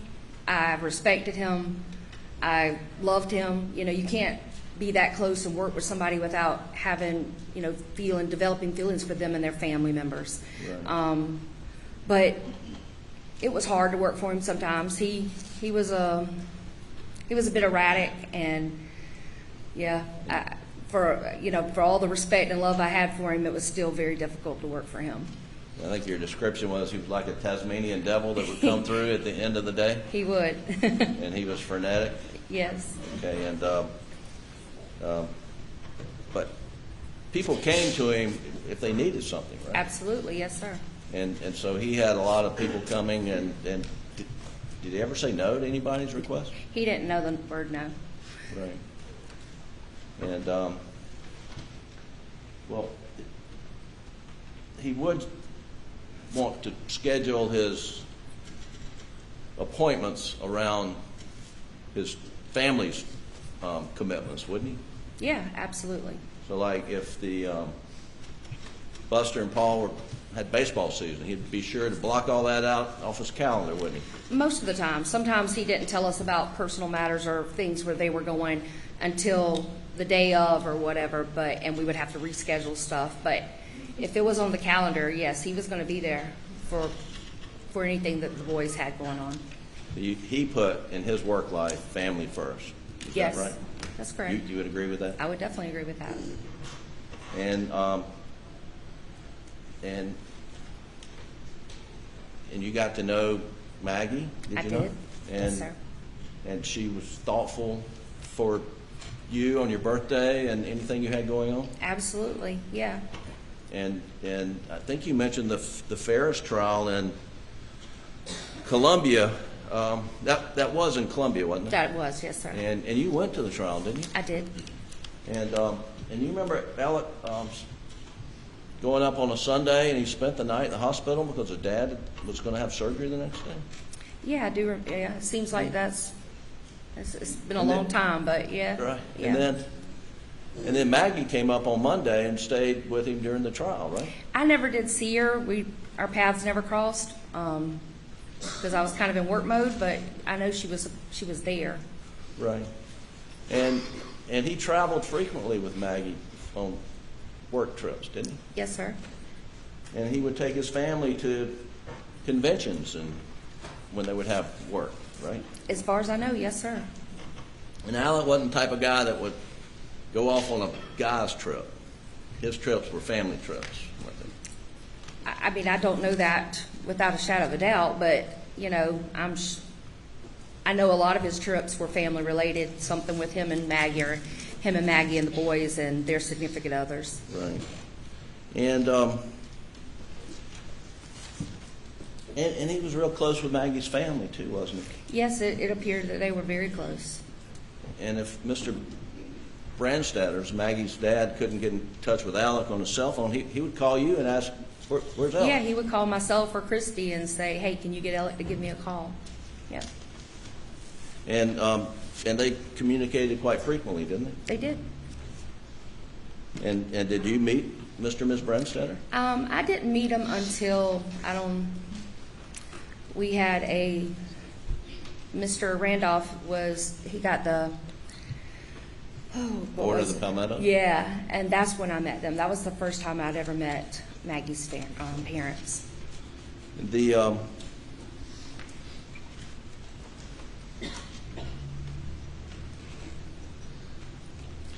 and if Alec was in even a deposition, and if Maggie or Paul or Buster would call, I mean, he would walk out and take the call, wouldn't he? I never was present with them. I've heard rumors of such, but I was never present with him at depositions and mediations. Well, in the office, if he was in a meeting, he would always yeah. take their calls, wouldn't he? Absolutely. Yes. Never say, "Oh gosh," tell her I'd call her back. He'd No, take her call. no, he never put off calls with his family. He always talked to them. Now,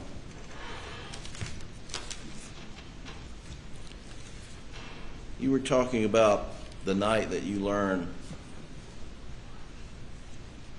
that Maggie and Paul were murdered, that you thought when you first got the call that it was about Mr. Randolph. Correct. And we're talking about Mr. Randolph Murdaugh, That's correct. Alex and Randy's dad, Yes, sir. because it was well known that he had just been put back in the hospital and his condition was not well. Yeah, it was my understanding that at that point the family was making arrangements to bring him home, and hospice may be involved. And so obviously we were all expecting awful news. And he, in fact, did die on Thursday, June 10th, I believe. I believe so too, yes, sir. And after that, you said that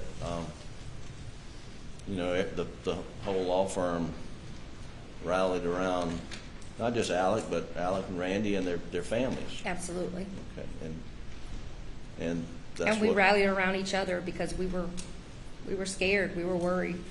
right. And then after, well, I guess there was like a tidal wave of media surrounding the law firm at some point in time, wasn't there? Yes, sir. And so y'all had to, be careful with comings and goings, and that was kind of scary, I take it. It was. We ended up having to lock the front door because they would just walk in and just overwhelm the receptionist. So it became like a daily habit there for a few weeks. So we had to end up locking the door. And as a result of Maggie and Paul's tragic murder, Alex Murdaugh became front and center of a media spotlight, didn't he? He did, yes, sir. And it wasn't, and there were cameras outside the office frequently, right? There were, yes, sir. And there were cameras out at Moselle. I think so. I didn't go out there, but I'm assuming they probably were. And all the buzz was about Alex Murdaugh and what happened to Maggie and Paul, right? Yes, sir.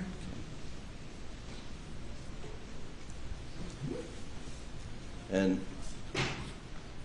all the while you were around Alec on occasion, and you noticed his demeanor, and he was grieving greatly, was he not? He was grieving, and he was also very humble. He had changed dramatically.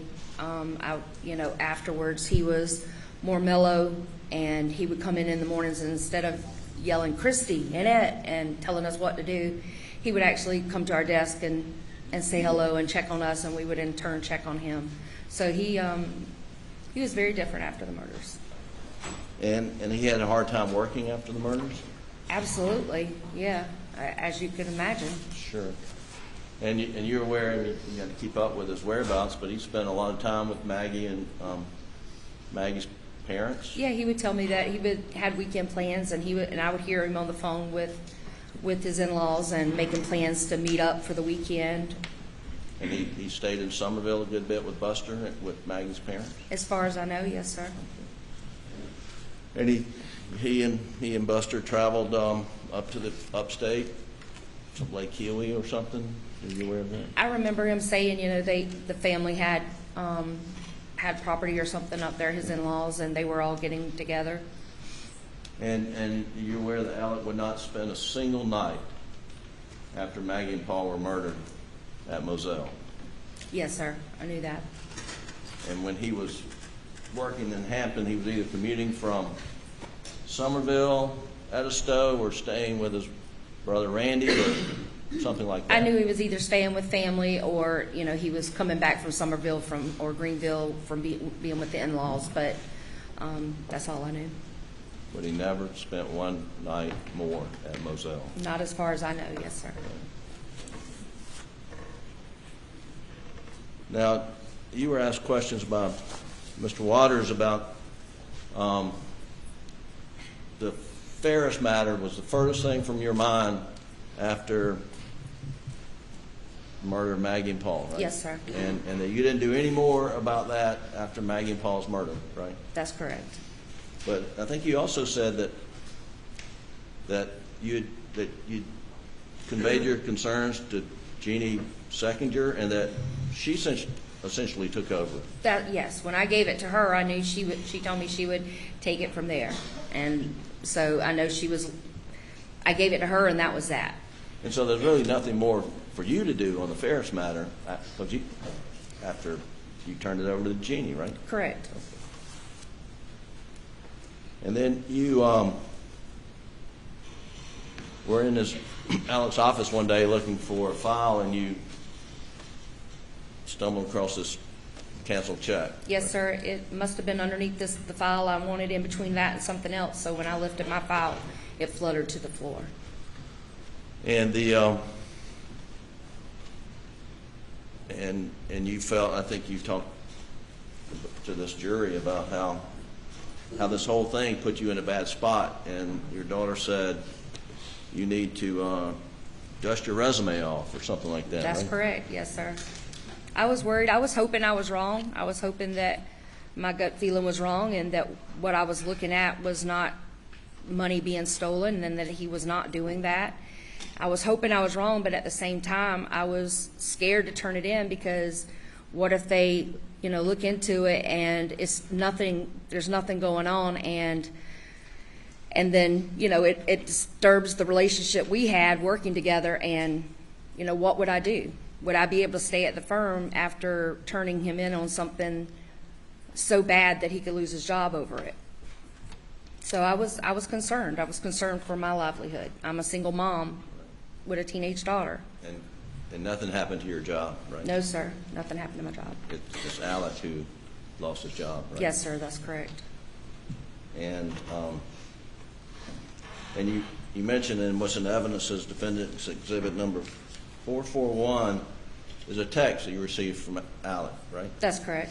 And was it just to you, or was it you and Me and Christy, his other Christy, secretary. the other secretary? And the date is Sunday, September 26th at 4:30 p.m. in the afternoon. Yes, sir. And you mentioned it was from rehab? Yes, as far as I knew, it was rehab. I assumed it was probably one of the steps of reaching out to those that you hurt and telling them you're sorry. And Alec was in rehab? Yes, sir. As far as I know, he was. Okay. And I want you to read this to the jury, the whole email, if you don't mind, Okay, please. sure. Hey, it's Alec. I'm finally feeling a little better each day. I'm over the worst, but still feel like I have the flu. Real weak. I have been worried about y'all, and I'm sorry I didn't get to tell y'all myself. I know both of you been hurt badly by me. I know it sounds hollow, but I am truly sorry. The better I get, the more guilt I have. I have an awful lot to try to make right when I get out of here. The worst part is knowing I did the most damage to those I love the most. I'm not real sure how I let myself get where I did. I'm committed to getting better and hope to mend as many relationships as I can. You both are special people and important to me. Please know how sorry I am to have made you part of my misdeeds. I hope you are doing as well as possible. I love you very much. Please tell Cheryl and Haley hello, and I'm sorry. All my love. Thank you. That's all the questions I have, Your Honor. Anything further? Very quickly, Your Honor. Mr. Griffin asked you about whether or not you were worried about losing your job over these Ferris fees. Is that right? Yes, sir. And then he asked you, the defendant lost his job, right? That's correct. After the murders, but before September, the defendant still had his job, didn't he? Yes, he did. He still had his law license, didn't he? Yes, sir. You said, in response to defense counsel's question, that people came to him if they needed something, correct? Absolutely. Yes, sir. He was trusted by everybody, and they knew that if they needed something, all they had to do was reach out, and he was going to help them. He was trusted by everybody. Did you trust him? I trusted him. Yes, sir. People came to him for anything, like all these clients right here? Yes, sir.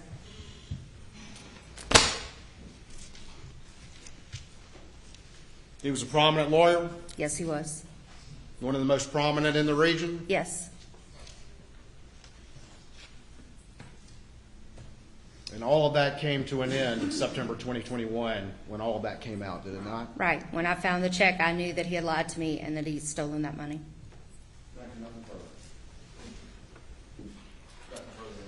Thank you. You may step down.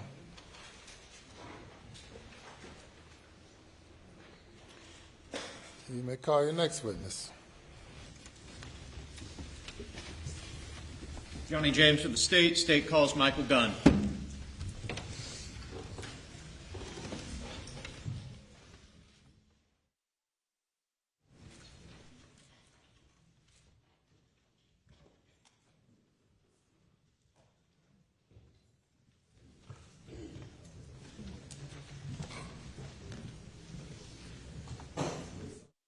Mr. Gunn.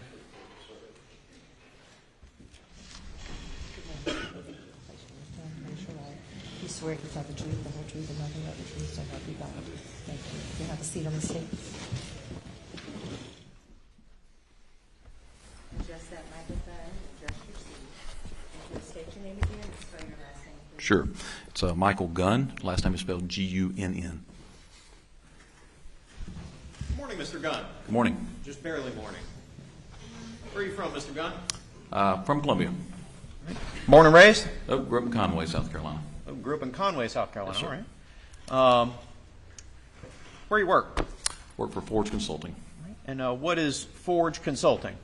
Forge Consulting, we are a settlement planning firm based primarily in Atlanta. I run the Columbia or South Carolina office, and we work with people, plaintiffs and plaintiffs' attorneys, to help them really try to take the settlements that have been recovered for them and try to make them make these settlements last a long time. These people normally have been in catastrophic injuries or wrongful death of a loved one.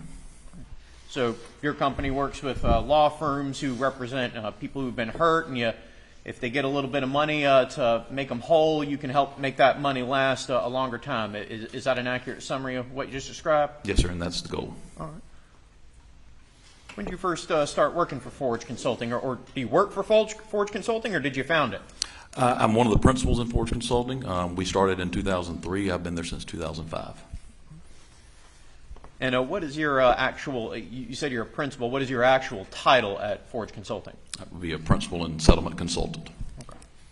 And so do you work directly with the attorneys yourself in arranging some of these settlements and structures and things of that nature? Yes, sir, I do.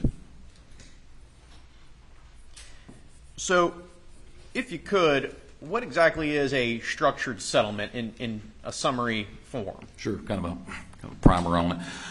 Essentially, a structured settlement is when it's only available to those who've been, first of all, to those who've been injured or involved in a wrongful death or workers' compensation. It's really a method for them to try and save money. And what I mean by that is when they get the settlement, they have an opportunity to put some of that money into almost like an annuity. And that annuity would pay them over time, much like a paycheck, because a lot of these folks have lost their jobs, they've lost a loved one, or they have bills to pay. And so by doing that, it allows them to receive that money, but not only do they receive the funds, they do receive them tax-free from the federal government. Totally tax-free? Totally tax-free, with interest.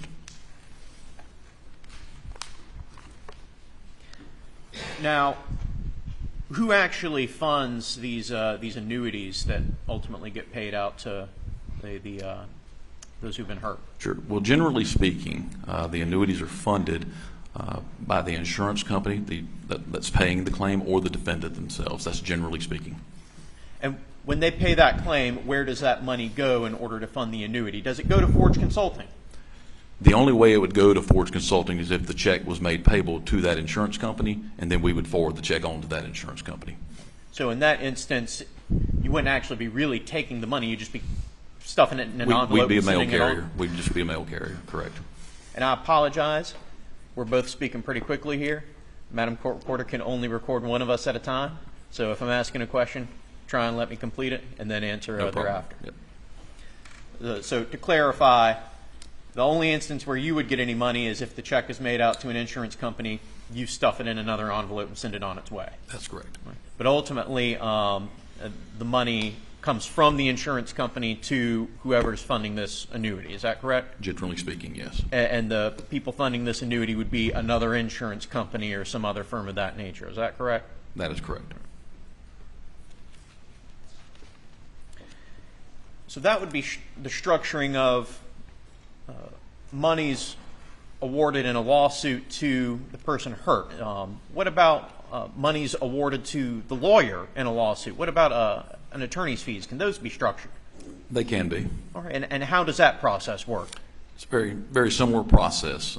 It's a similar outcome. The difference is the attorneys would be deferring it, but when they receive the funds, they would have to pay the tax at that time. But it is a way to defer the taxes like that. But it's the same scenario. The money would have to come from the defendant and/or its insurance carrier, and there would also have to be language included in settlement documents, et cetera. But it couldn't come directly to the attorney, could it?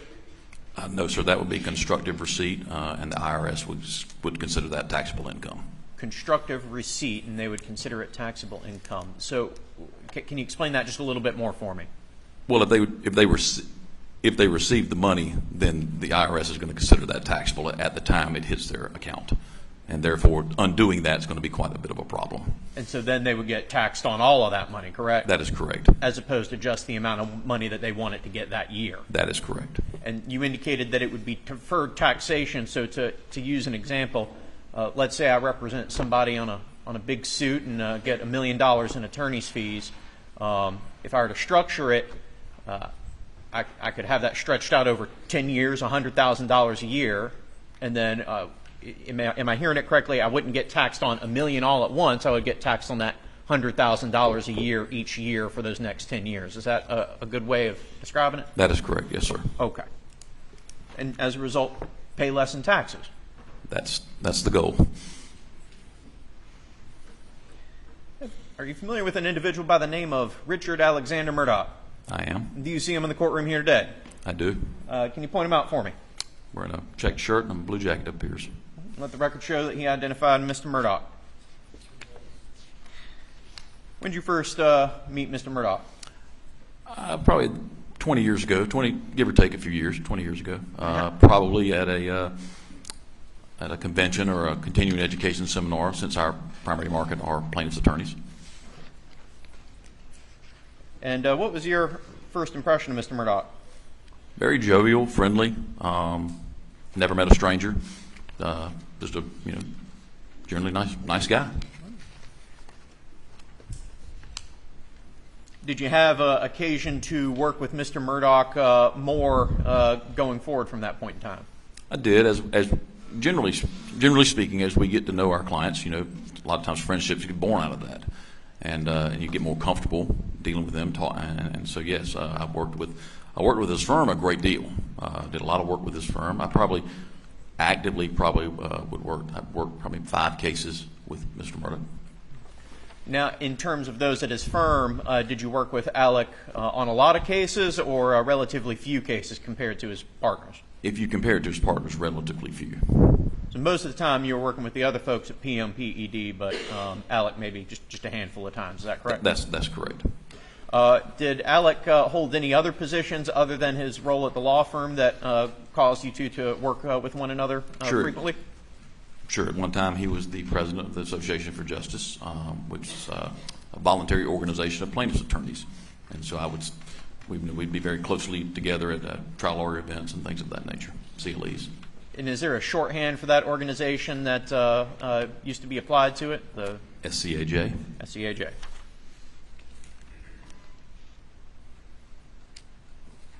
As part of your professional relationship with Alec, what sorts of things would y'all do together?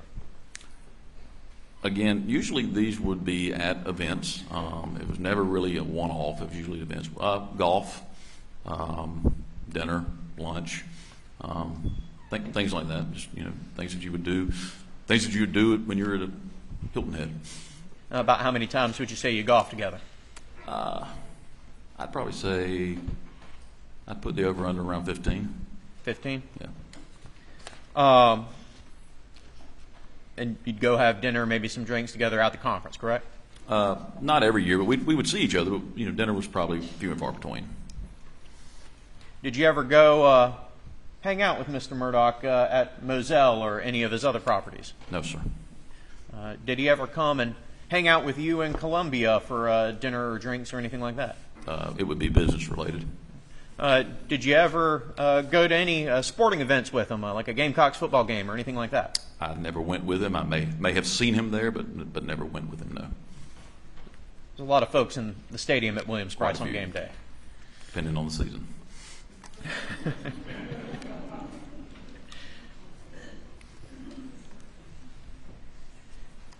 Did Mr. Murdaugh ever meet you in Columbia and deliver some checks to you and tell you, hey, these are for the clients for structures or anything like that? Absolutely not. Did you ever meet with him halfway between Columbia and Hampton and get checks from him? Absolutely not. Did you ever call him and say, hey, can you bring those checks to me so that we can finance this? Absolutely not. And would forge under any circumstances accept client money checks personally in order to fund an annuity for them? No, sir.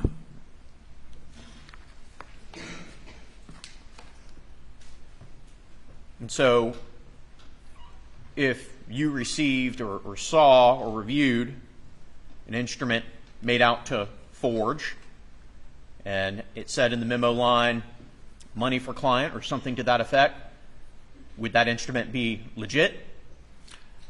Well, it would be returned to the person that sent it to us with an explanation as to why we could not take it. You would not take it? No, we would not take it.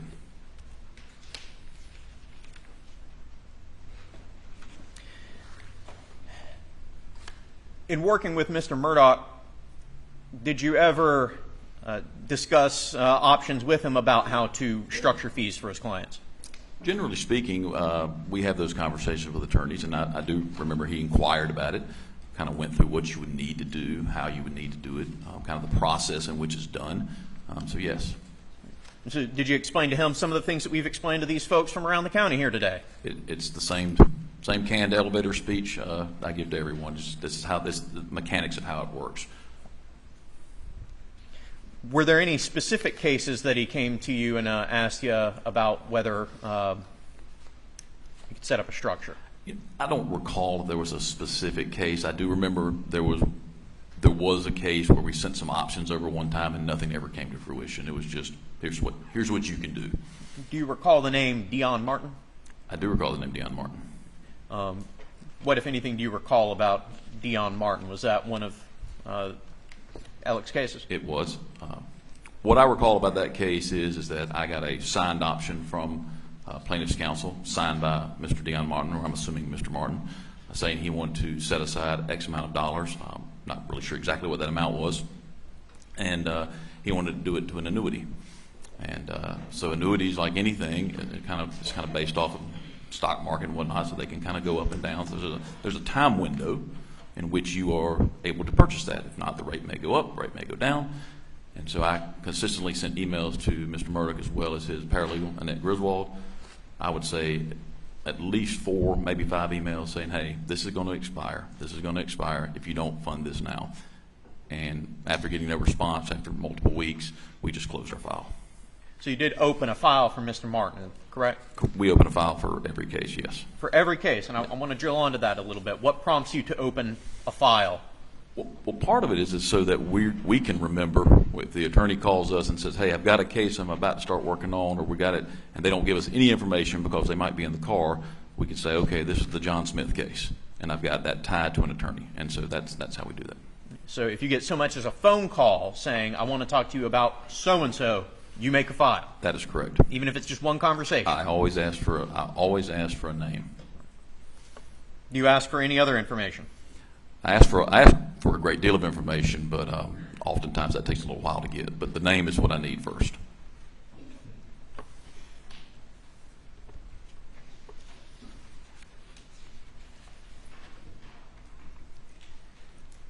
Are you aware of a boat collision that occurred in early of 2019 in relation to Mr. Murdaugh or his family?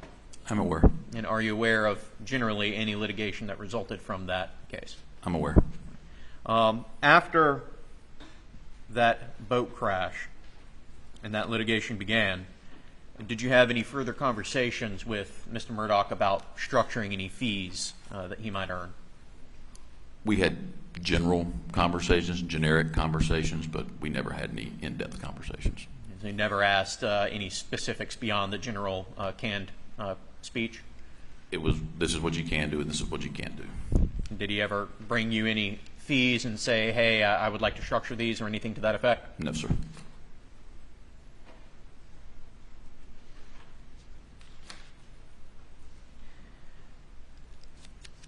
Do you recall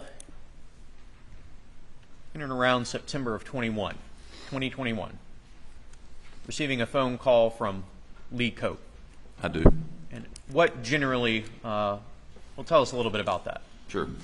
Mr. Cope called me, asked me if he could trust me, asked if he could trust my office as much as he trusted me, let me rephrase that, and said, I'd like to give you a name of some cases, and could you tell me what y'all have done for those clients?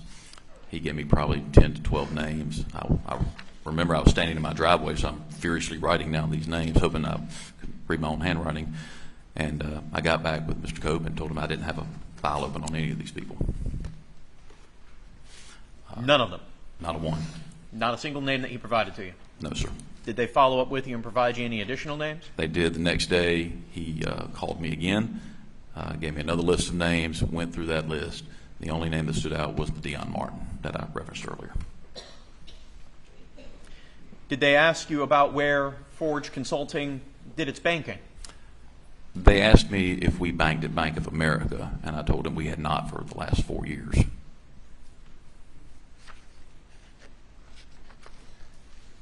Was it the last 4 years, or was it a little bit longer than that? It was 4 to 5 years, somewhere in that range.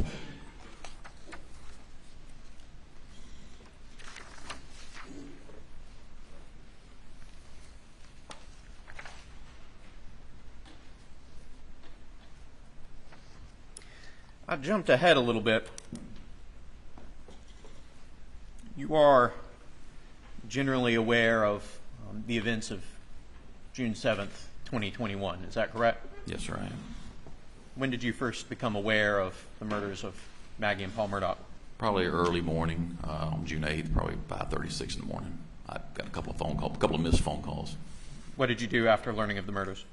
Other than being stunned by it all, I let my wife know, called a few other people. I let my business partners know. Did you reach out to anybody in relation to Mr. Murdaugh or Mr. Murdaugh himself?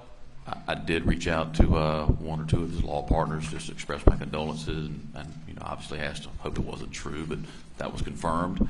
And then I waited a day and reached out to Mr. Murdaugh and just let him know we were thinking of him, didn't have the words for what to say. Had you ever met Paul or Maggie? I have. Did you know Paul very well? I didn't know Paul very well. I knew of him, but I didn't know him very well. How well did you know Maggie?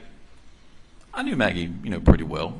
She would oftentimes, I believe when Buster was in school in Columbia, she would text me and ask me where he could get his hair cut and where he could get his pants hemmed and things like that. And I was kind of like her local Google. So, but it was funny because I'd always respond to her. You're in Columbia, Buster's in Columbia, she's in Hampton, and so she's texting you with questions. Absolutely. Did you attend the funeral for Paul and Maggie? I did.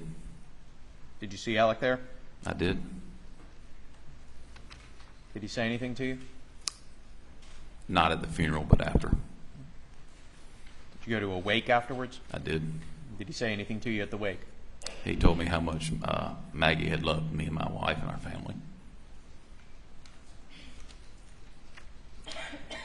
Between that wake and September of 2021, did you see the defendant, Mr. Murdaugh, on any other occasions? I saw him in Hilton Head in August. That was the only time I saw him.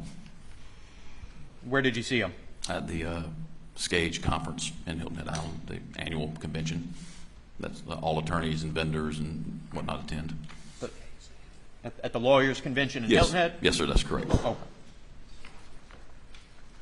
Was anybody with him? His brother John Marvin was with him primarily, but others were around, law firm, members of the firm. What was the scope of your interactions with Mr. Murdaugh at the convention? We hung out a little bit, or said, exchanged pleasantries, hugs, still, couldn't believe what had happened. And we did go to dinner. I went to dinner with him, his brother, and the majority, I don't want to count them off, of his law firm on, I believe it was Saturday evening. Now, we've talked about Forge Consulting. Are there any subsidiaries of Forge Consulting or alternative names or other companies associated with Forge? We do have two other companies that are under the Forge umbrella. One is Advocacy Trust, which is a trust company, and the other one is Advocacy Wealth Management, which manages, it's a FINRA and SEC-related wealth management firm. Do you have any subsidiary? Excuse me, stumbling over my own tongue. Do you have any subsidiaries that are just named Forge? No, sir, we do not.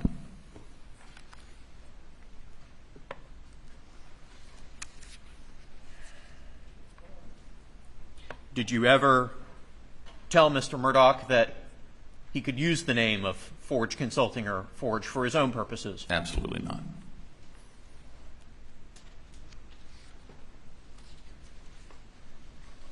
Prior to September of 2021, did you have any knowledge that Mr. Murdaugh was using the name of Forge for his own purposes?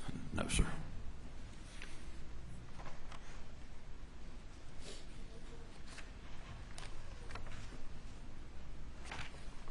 Beg my own court's indulgence.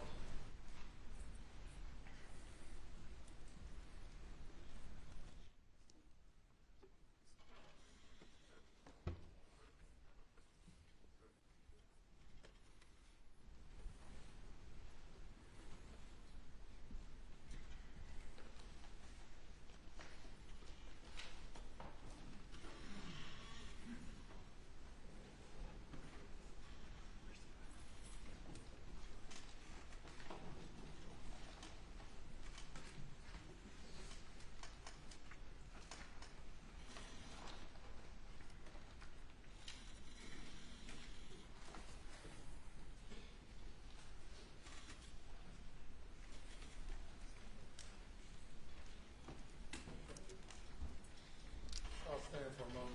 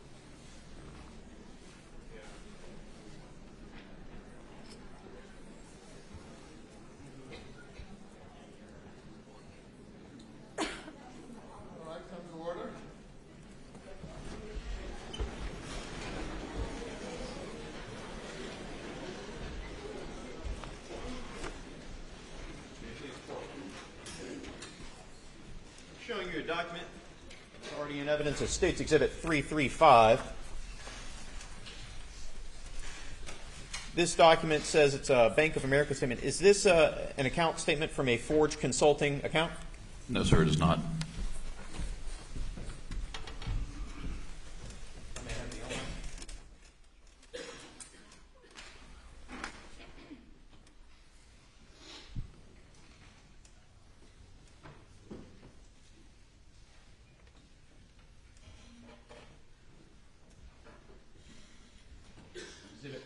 5 on the Elmo for the jurors to see it. Richard A. Murdaugh, sole prop, DBA Forge.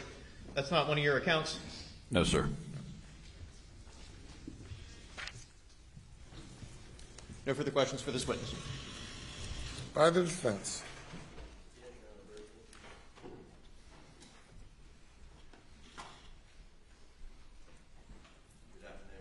Good afternoon. You had some formal positions with the South Carolina Association of Justice? Yes, sir. What were those? Did some government affairs lobbying work for them. Okay, and on a contract basis? And as an employee and as a contract. Okay. And at one point in time, Alex Murdaugh was the president of the South Carolina SCAJ? Yes, sir, he was.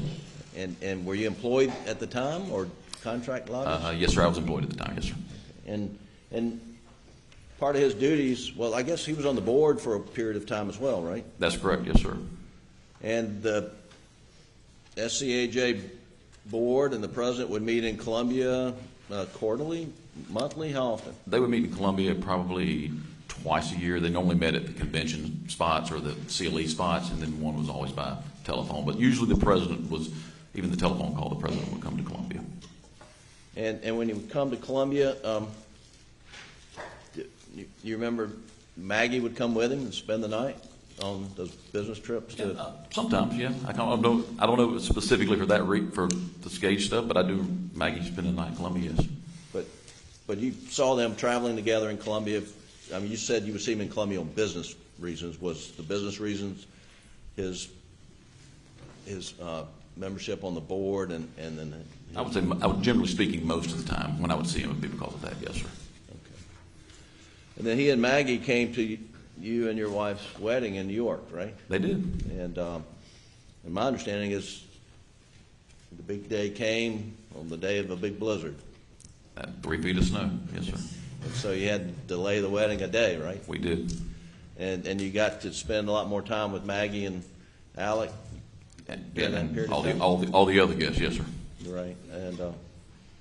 And so did at that point in time your wife became friends with Maggie and y'all became pretty good social friends? I think so. I mean, we still didn't really hang out much after the wedding other than professional settings, and that could have been just because of the distance between the towns. But, yeah, we keep in touch, no doubt. And then every year, I think you mentioned there's an annual convention at Hilton Head of the, we used to call it trial lawyers, but I still do, too. Yeah. Of the trial lawyers, right? Yes, sir. And that's usually at a hotel. It used to be at the Westin at Port Royal, I think. Yes, sir. That's correct. I think maybe they moved it. I don't know. Marriott now. Yeah. So, and there that there would be seminars, during the day, and then there'd be socializing in the evenings. Yes, sir. And it was a family event. Very much so. And Alec would bring Maggie and Paul and Buster. Every time. And you got to see him interact with his entire family. I did. And he was a family man, wasn't he? By all accounts, yes, sir.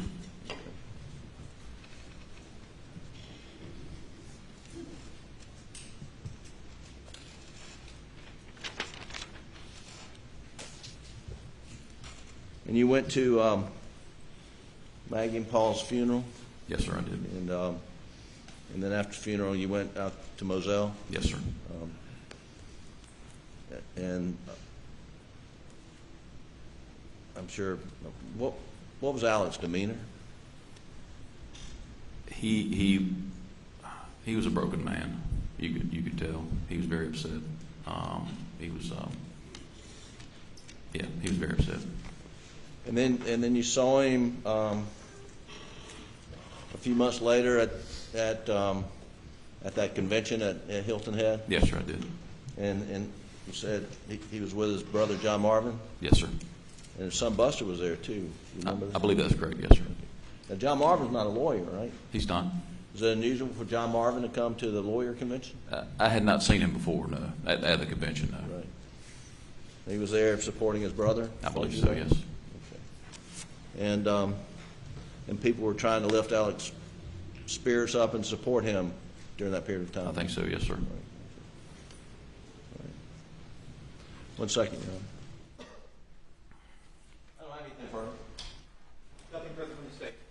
Thank you, sir.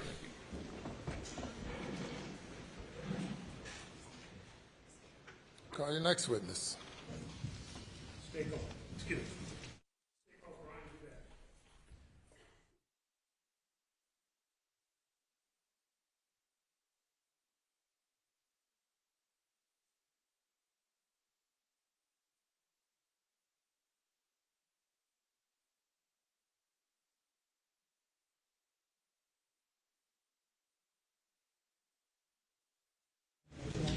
Do you swear or affirm that the testimony you're about to give will be the truth, the whole truth, and nothing but the truth? So help you God. Yes, I do.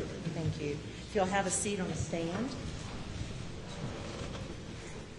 If you'll state your name, just that microphone there, and spell your last name for the record. Brian Hudak, Hudak. Agent Hudak, how are you doing today? Pretty good. Where are you employed? South Carolina Law Enforcement Division, also known as SLED. All right, and what is your duties there? I'm a special agent in computer crimes. All right, and just briefly, what do your duties entail? Conduct forensic examinations, cell phones, computers, vehicle infotainment modules, any sort of electronic device that can hold evidence. Also, I'm an evidence custodian for the unit. Just a moment, sir.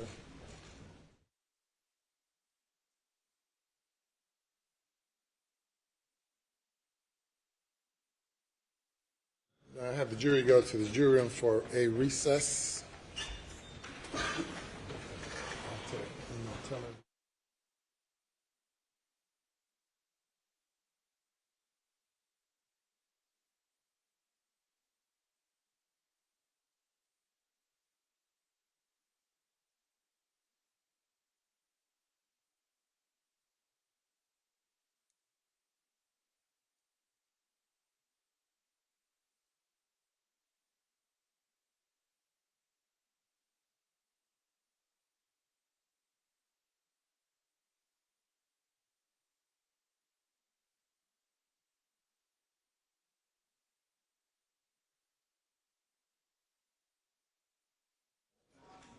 Ladies and gentlemen, we have to evacuate the building at this time, so we'll be in recess until we discover what's going on.